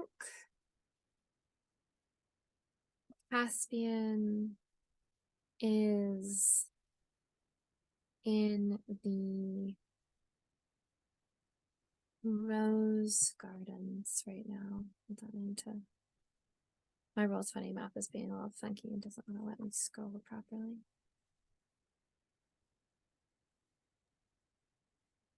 You switch if you hover over the arrow menu and you pull down to pan view, that'll let you drag the whole map around. Thank you. It's the app itself doesn't wanna like the website itself is Not responding. Yeah, it's not that it's not responding. Something is going a little bit awry with my internet connection. Got it. So it's responding very jerkily. Well, I can. No, I got it. I was gonna say I can switch to this view and zoom in if that'll help. No, that's okay. I got it. Okay. And would you be able to? I can't 100% remember if Caspian. I think I started with the river. I think You did start with the river. Do you Is want that to okay? flip to the other side? No, but I think I'm gonna go through my scene and then I'm gonna see how I feel, but I think I might be flipping to the other side at the end of this one. I'm going to the Rose Gardens. Okay. And I think that the Rose Gardens of Crowhall, of these ruins, are less of this more manicured, almost Victorian, very proper, like not proper, but these very like beautiful, well manicured, clearly laid out, like wide rose gardens. And they're more, it's almost this hedge maze of overgrown roses. The air here is thick with almost a cloying scent of rose blossoms as the sun beats down on Caspian as she walks through the grounds of this odd mirrored, inverted mirrored image of the manor that she knew well and that she lived in for several years. And as she's walking the grounds, she sees something out of the corner of her eye seems to flit into, like, moves quickly. It's not clear if it's somebody, like if it's a person running or what it is, but something is out of the corner of her eyes, and she hears this rustle in the gardens and catches this little flicker of movement there. And so she turns and hello?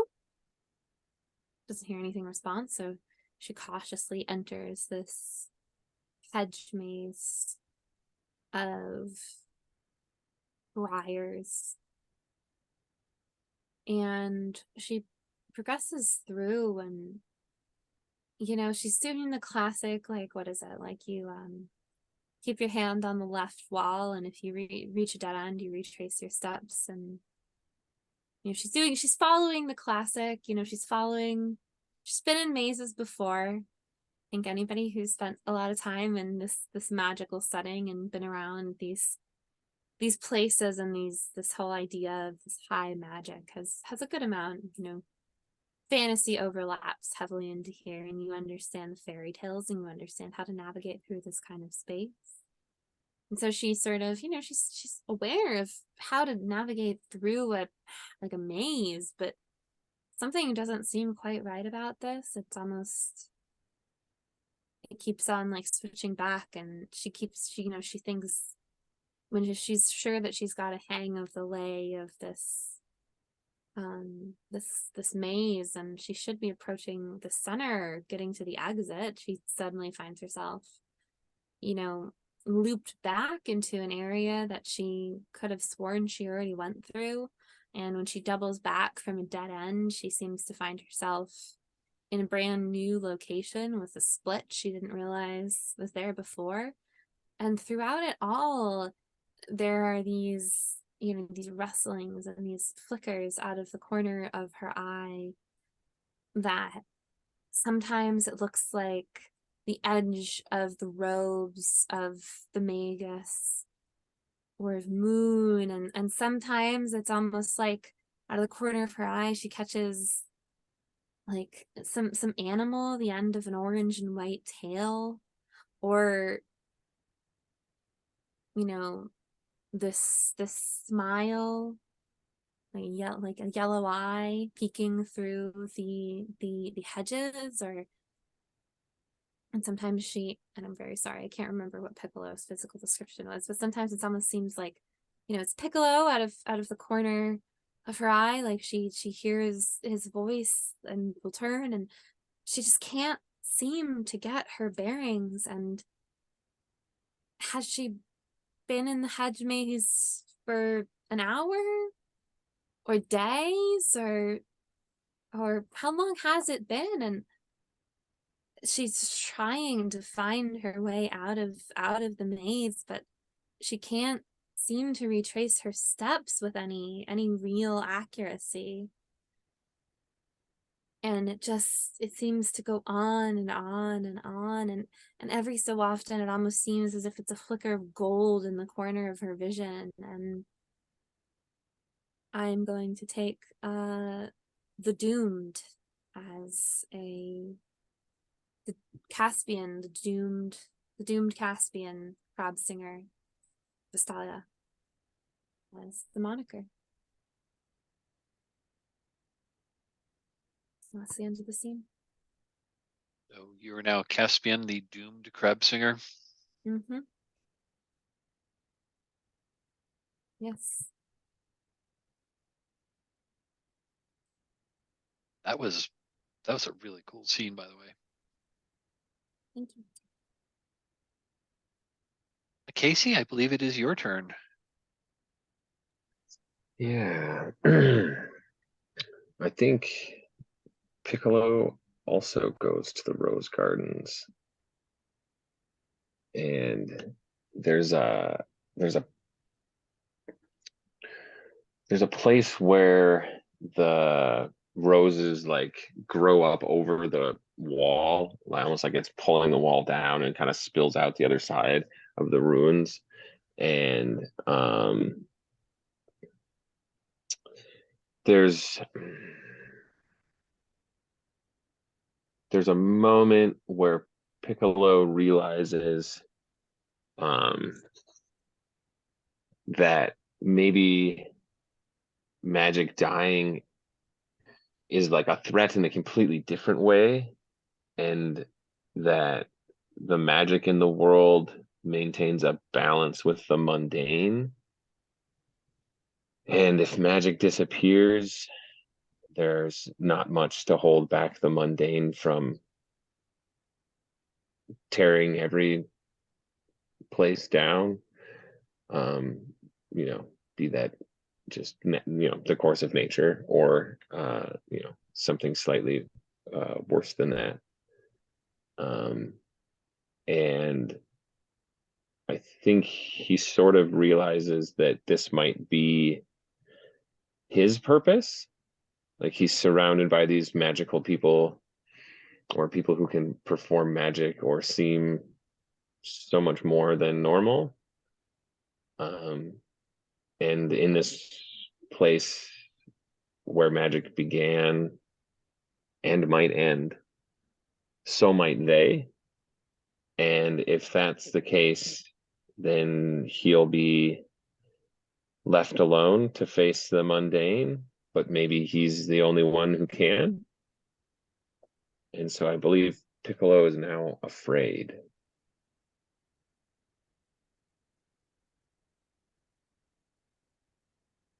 I think that's it for me.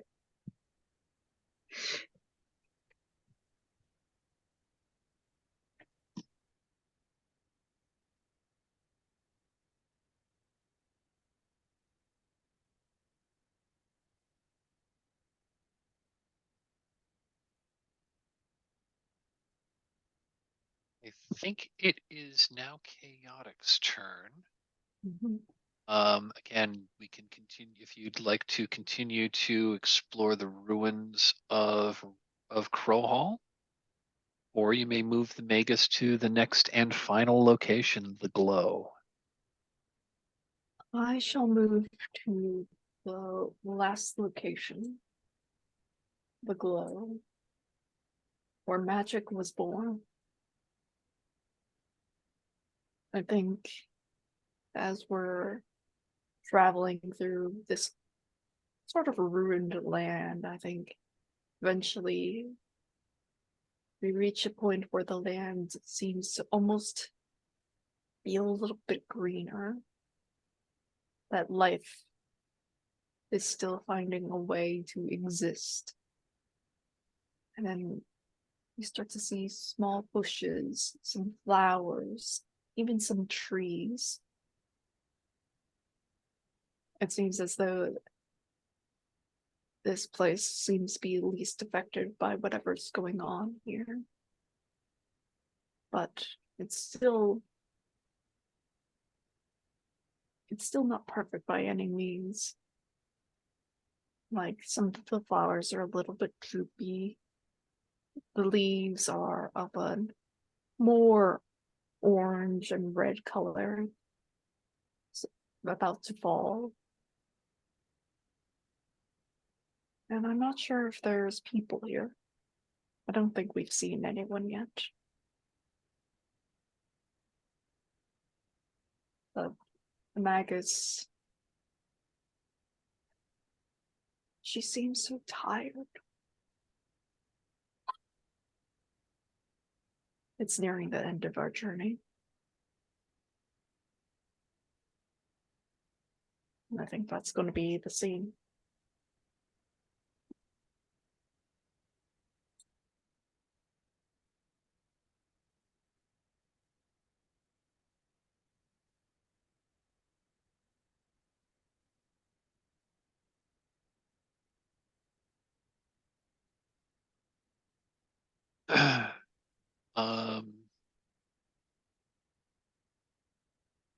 I think it's my turn unless someone else would like to go. Someone else would like to go first. Go for it.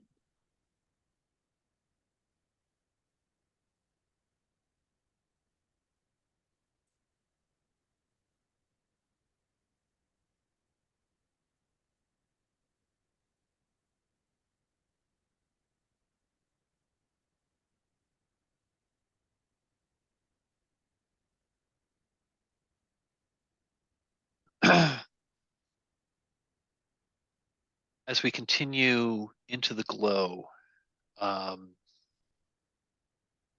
imagining that this is like a valley that we're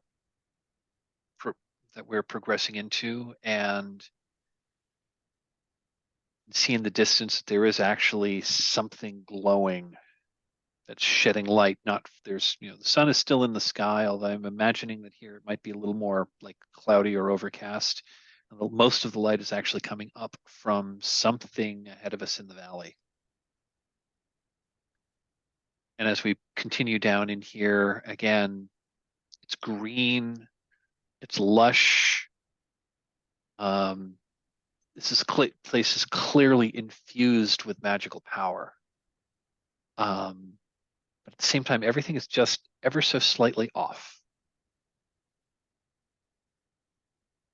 We can see here that from where magic was born, that magic is not what it used to be. And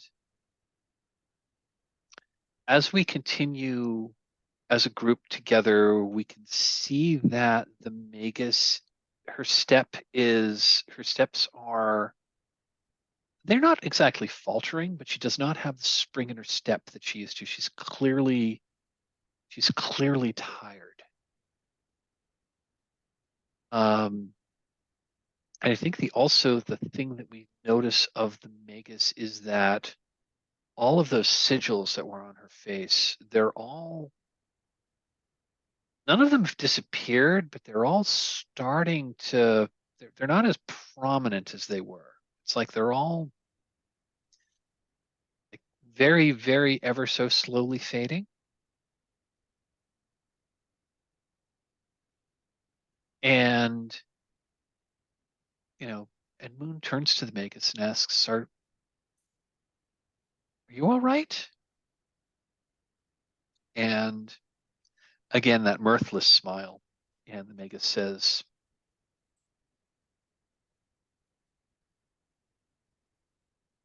yes, but no. If you understand what I mean, this is a difficult journey. This is a difficult journey. And then she says, and you are the one who I have, you may not have realized it, but you are the one who I have trained as your successor. That I have trained as my successor. When you do return to Ravenhall,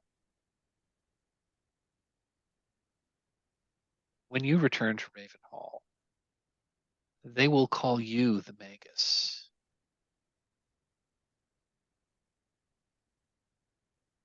And as a change, I am changing my name to Moon of Ravenhall.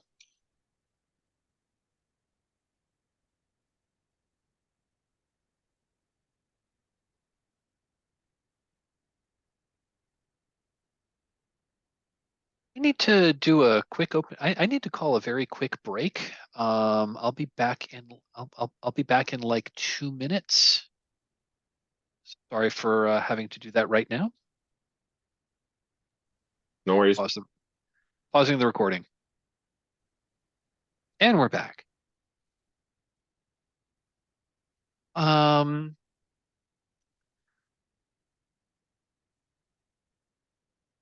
I think it might, let's see. Turn would it be?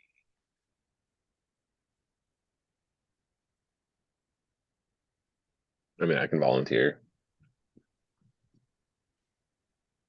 Or not. I really. All I know, it's just not my turn. Cool. Yeah, take it away, Casey, if that's good with everyone.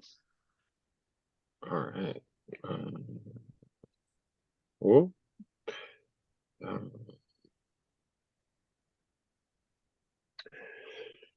So, as we are progressing here, I think, we get a flashback to the conversation we saw just a hint of in Ravenhall, and the conversation that the Magus had with Piccolo at the beginning of this journey. And Piccolo expresses uncertainty and you know, doesn't quite understand what's going on. And the Magus can sense that Piccolo is afraid of, you know, the future and the things that might happen. And the Magus says to Piccolo, be not afraid, Piccolo, for there is magic in all people, and in magic is all people. And with that memory, we see the glow of this place where magic was born spread across Piccolo's face, and he smiles and is no longer afraid.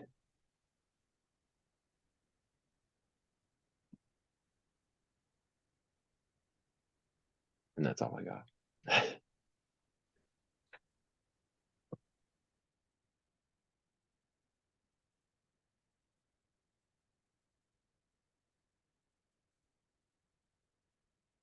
think it's your turn, Eli.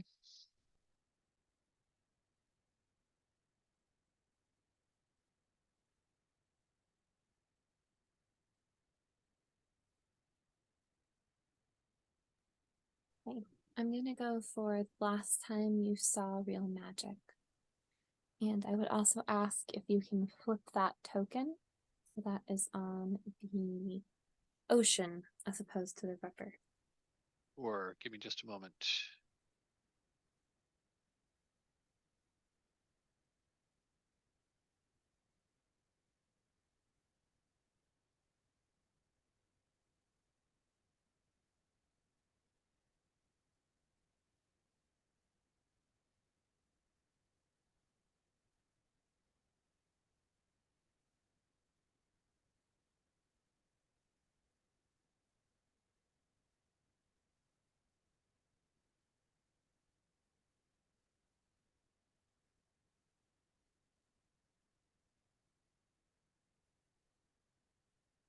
Did that flip?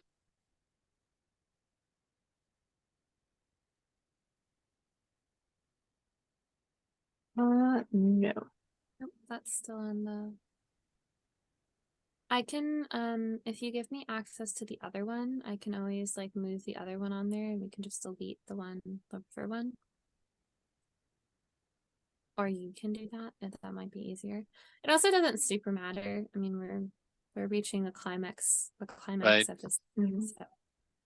But I think it's important that people do know visually that it did Oh, why don't we do flip this? now from a river cut in its track, going from progressing linearly along. There we go. From point A to point B. Thank you. To an ocean boundless. It took a little bit of work to find Caspian in the rose garden, collect her, and get her back into this rest of the parties. We've progressed towards the glow, and there is something. It was odd. She was, not too far into the rose garden maze. In fact, a couple turns into the maze, and you could hear her and see her, and it was easier to get her and lead her back out. But there's something that has shifted within her. And as we progress towards this birthplace of magic in whatever that visually entails, there's these otherworldly elements to the environment here. The greens are too green. The scents, the colors, they're too intense. The chipmunks, the squirrels, the snakes, the little animals flitting about in this landscape they look at you with almost an unnerving amount of intelligence behind their eyes. And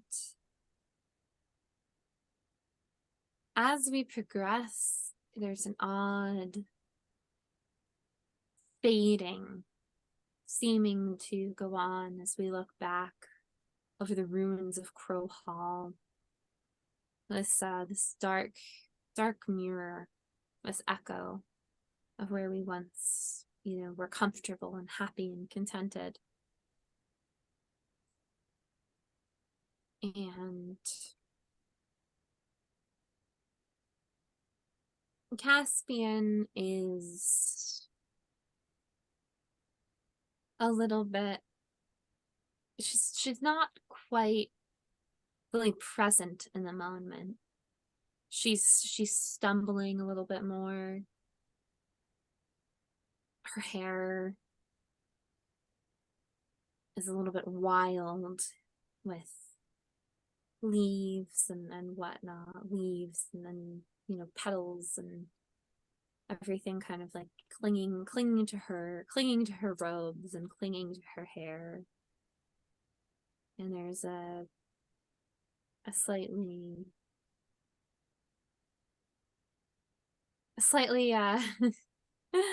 slightly confused and not quite present look in her eyes, as if she's looking and seeing a different landscape from what everyone else is seeing here.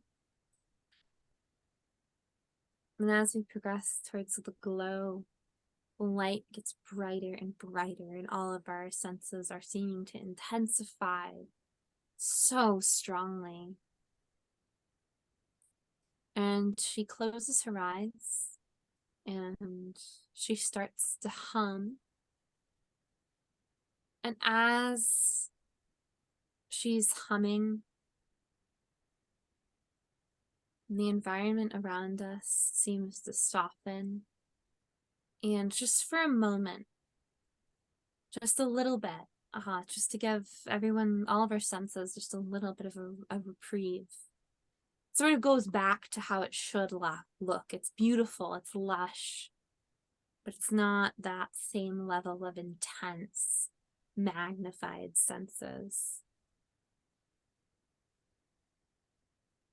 And their humming continues, and it's almost as though she starts to grayscale out, and we don't notice for a minute as her humming continues, as the song rises. Something of this world and of our knowledge and of a world before this loss of magic simultaneously a dirge and an exultation as Caspian uses the last of the power that she has, the last that she has of being this crab singer of Istallia, of calling life and energy and riches to herself and to the people around her,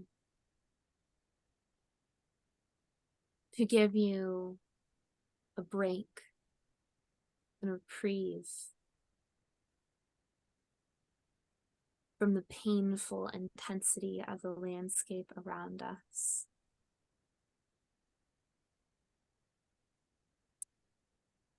And she sort of, she trails behind, and eventually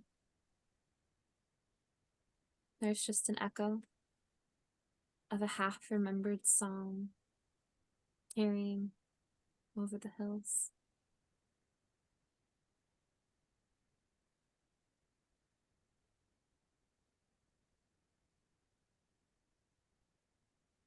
Wow. That was really cool. So Chaotic, if you would like, you can wrap the story. If you'd rather not wrap the story, you can leave it hanging and someone else can wrap it. But you're the last person to move into the last location. So if you want to wrap the story, the power is yours. A question. If I were to wrap the story, could I change my name as part of it? Because I know like all the other prompts have like Absolutely. okay. You know, yeah, you can absolutely, the way the way these prompts are set, these are those are the change tokens. Normally you would like remove one part of your name. I've already done that, but yeah, if you want to change that, go for it. Mhm. It's the last prompt, so Yeah. I think what this looks like is that we're at the end of this path, the end of the road, and quite literally disappears into light. And the Magus goes, I know some of you were unsure of why I brought you here with me, but all of you have a purpose to serve, for none of you can follow with me, and I have to make sure that you don't. And for that, I'm very, very sorry.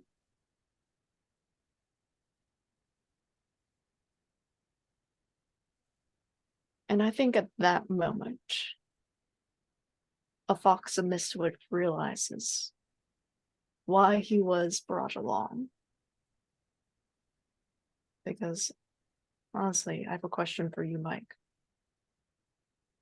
Would Moon let the Magus pass over this path, or would try to cause a fuss? I think the way what I've tried to like seed the story is that the Magus was trying to like let Moon know that she is passing the torch. Yeah. And that she has to do this by herself. Mm-hmm. So I don't think Moon would stop her. She may try to go in for one last embrace or something like that, but I don't think she'd try to stop her. Mm-hmm.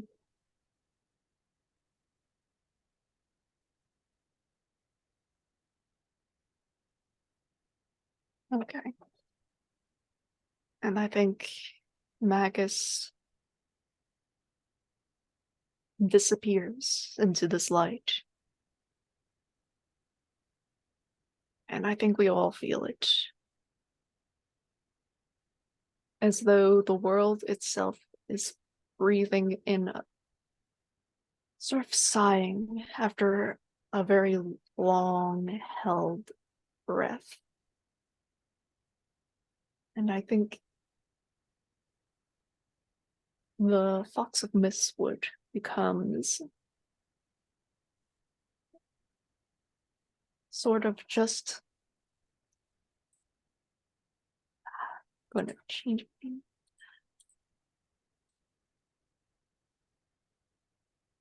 Becomes Azure. Just Azure. And I think Azure would, in this moment, any sort of legends about him, it doesn't really matter. But he's there to comfort everyone. Make sure that they stay guided back on the path back home, back to Ravenhall. And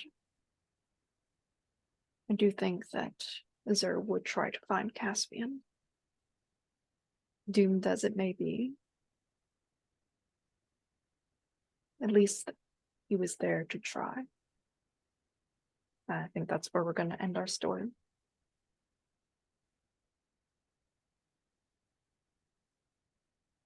That was fantastic, folks. Mm-hmm. I really, really, really enjoyed this.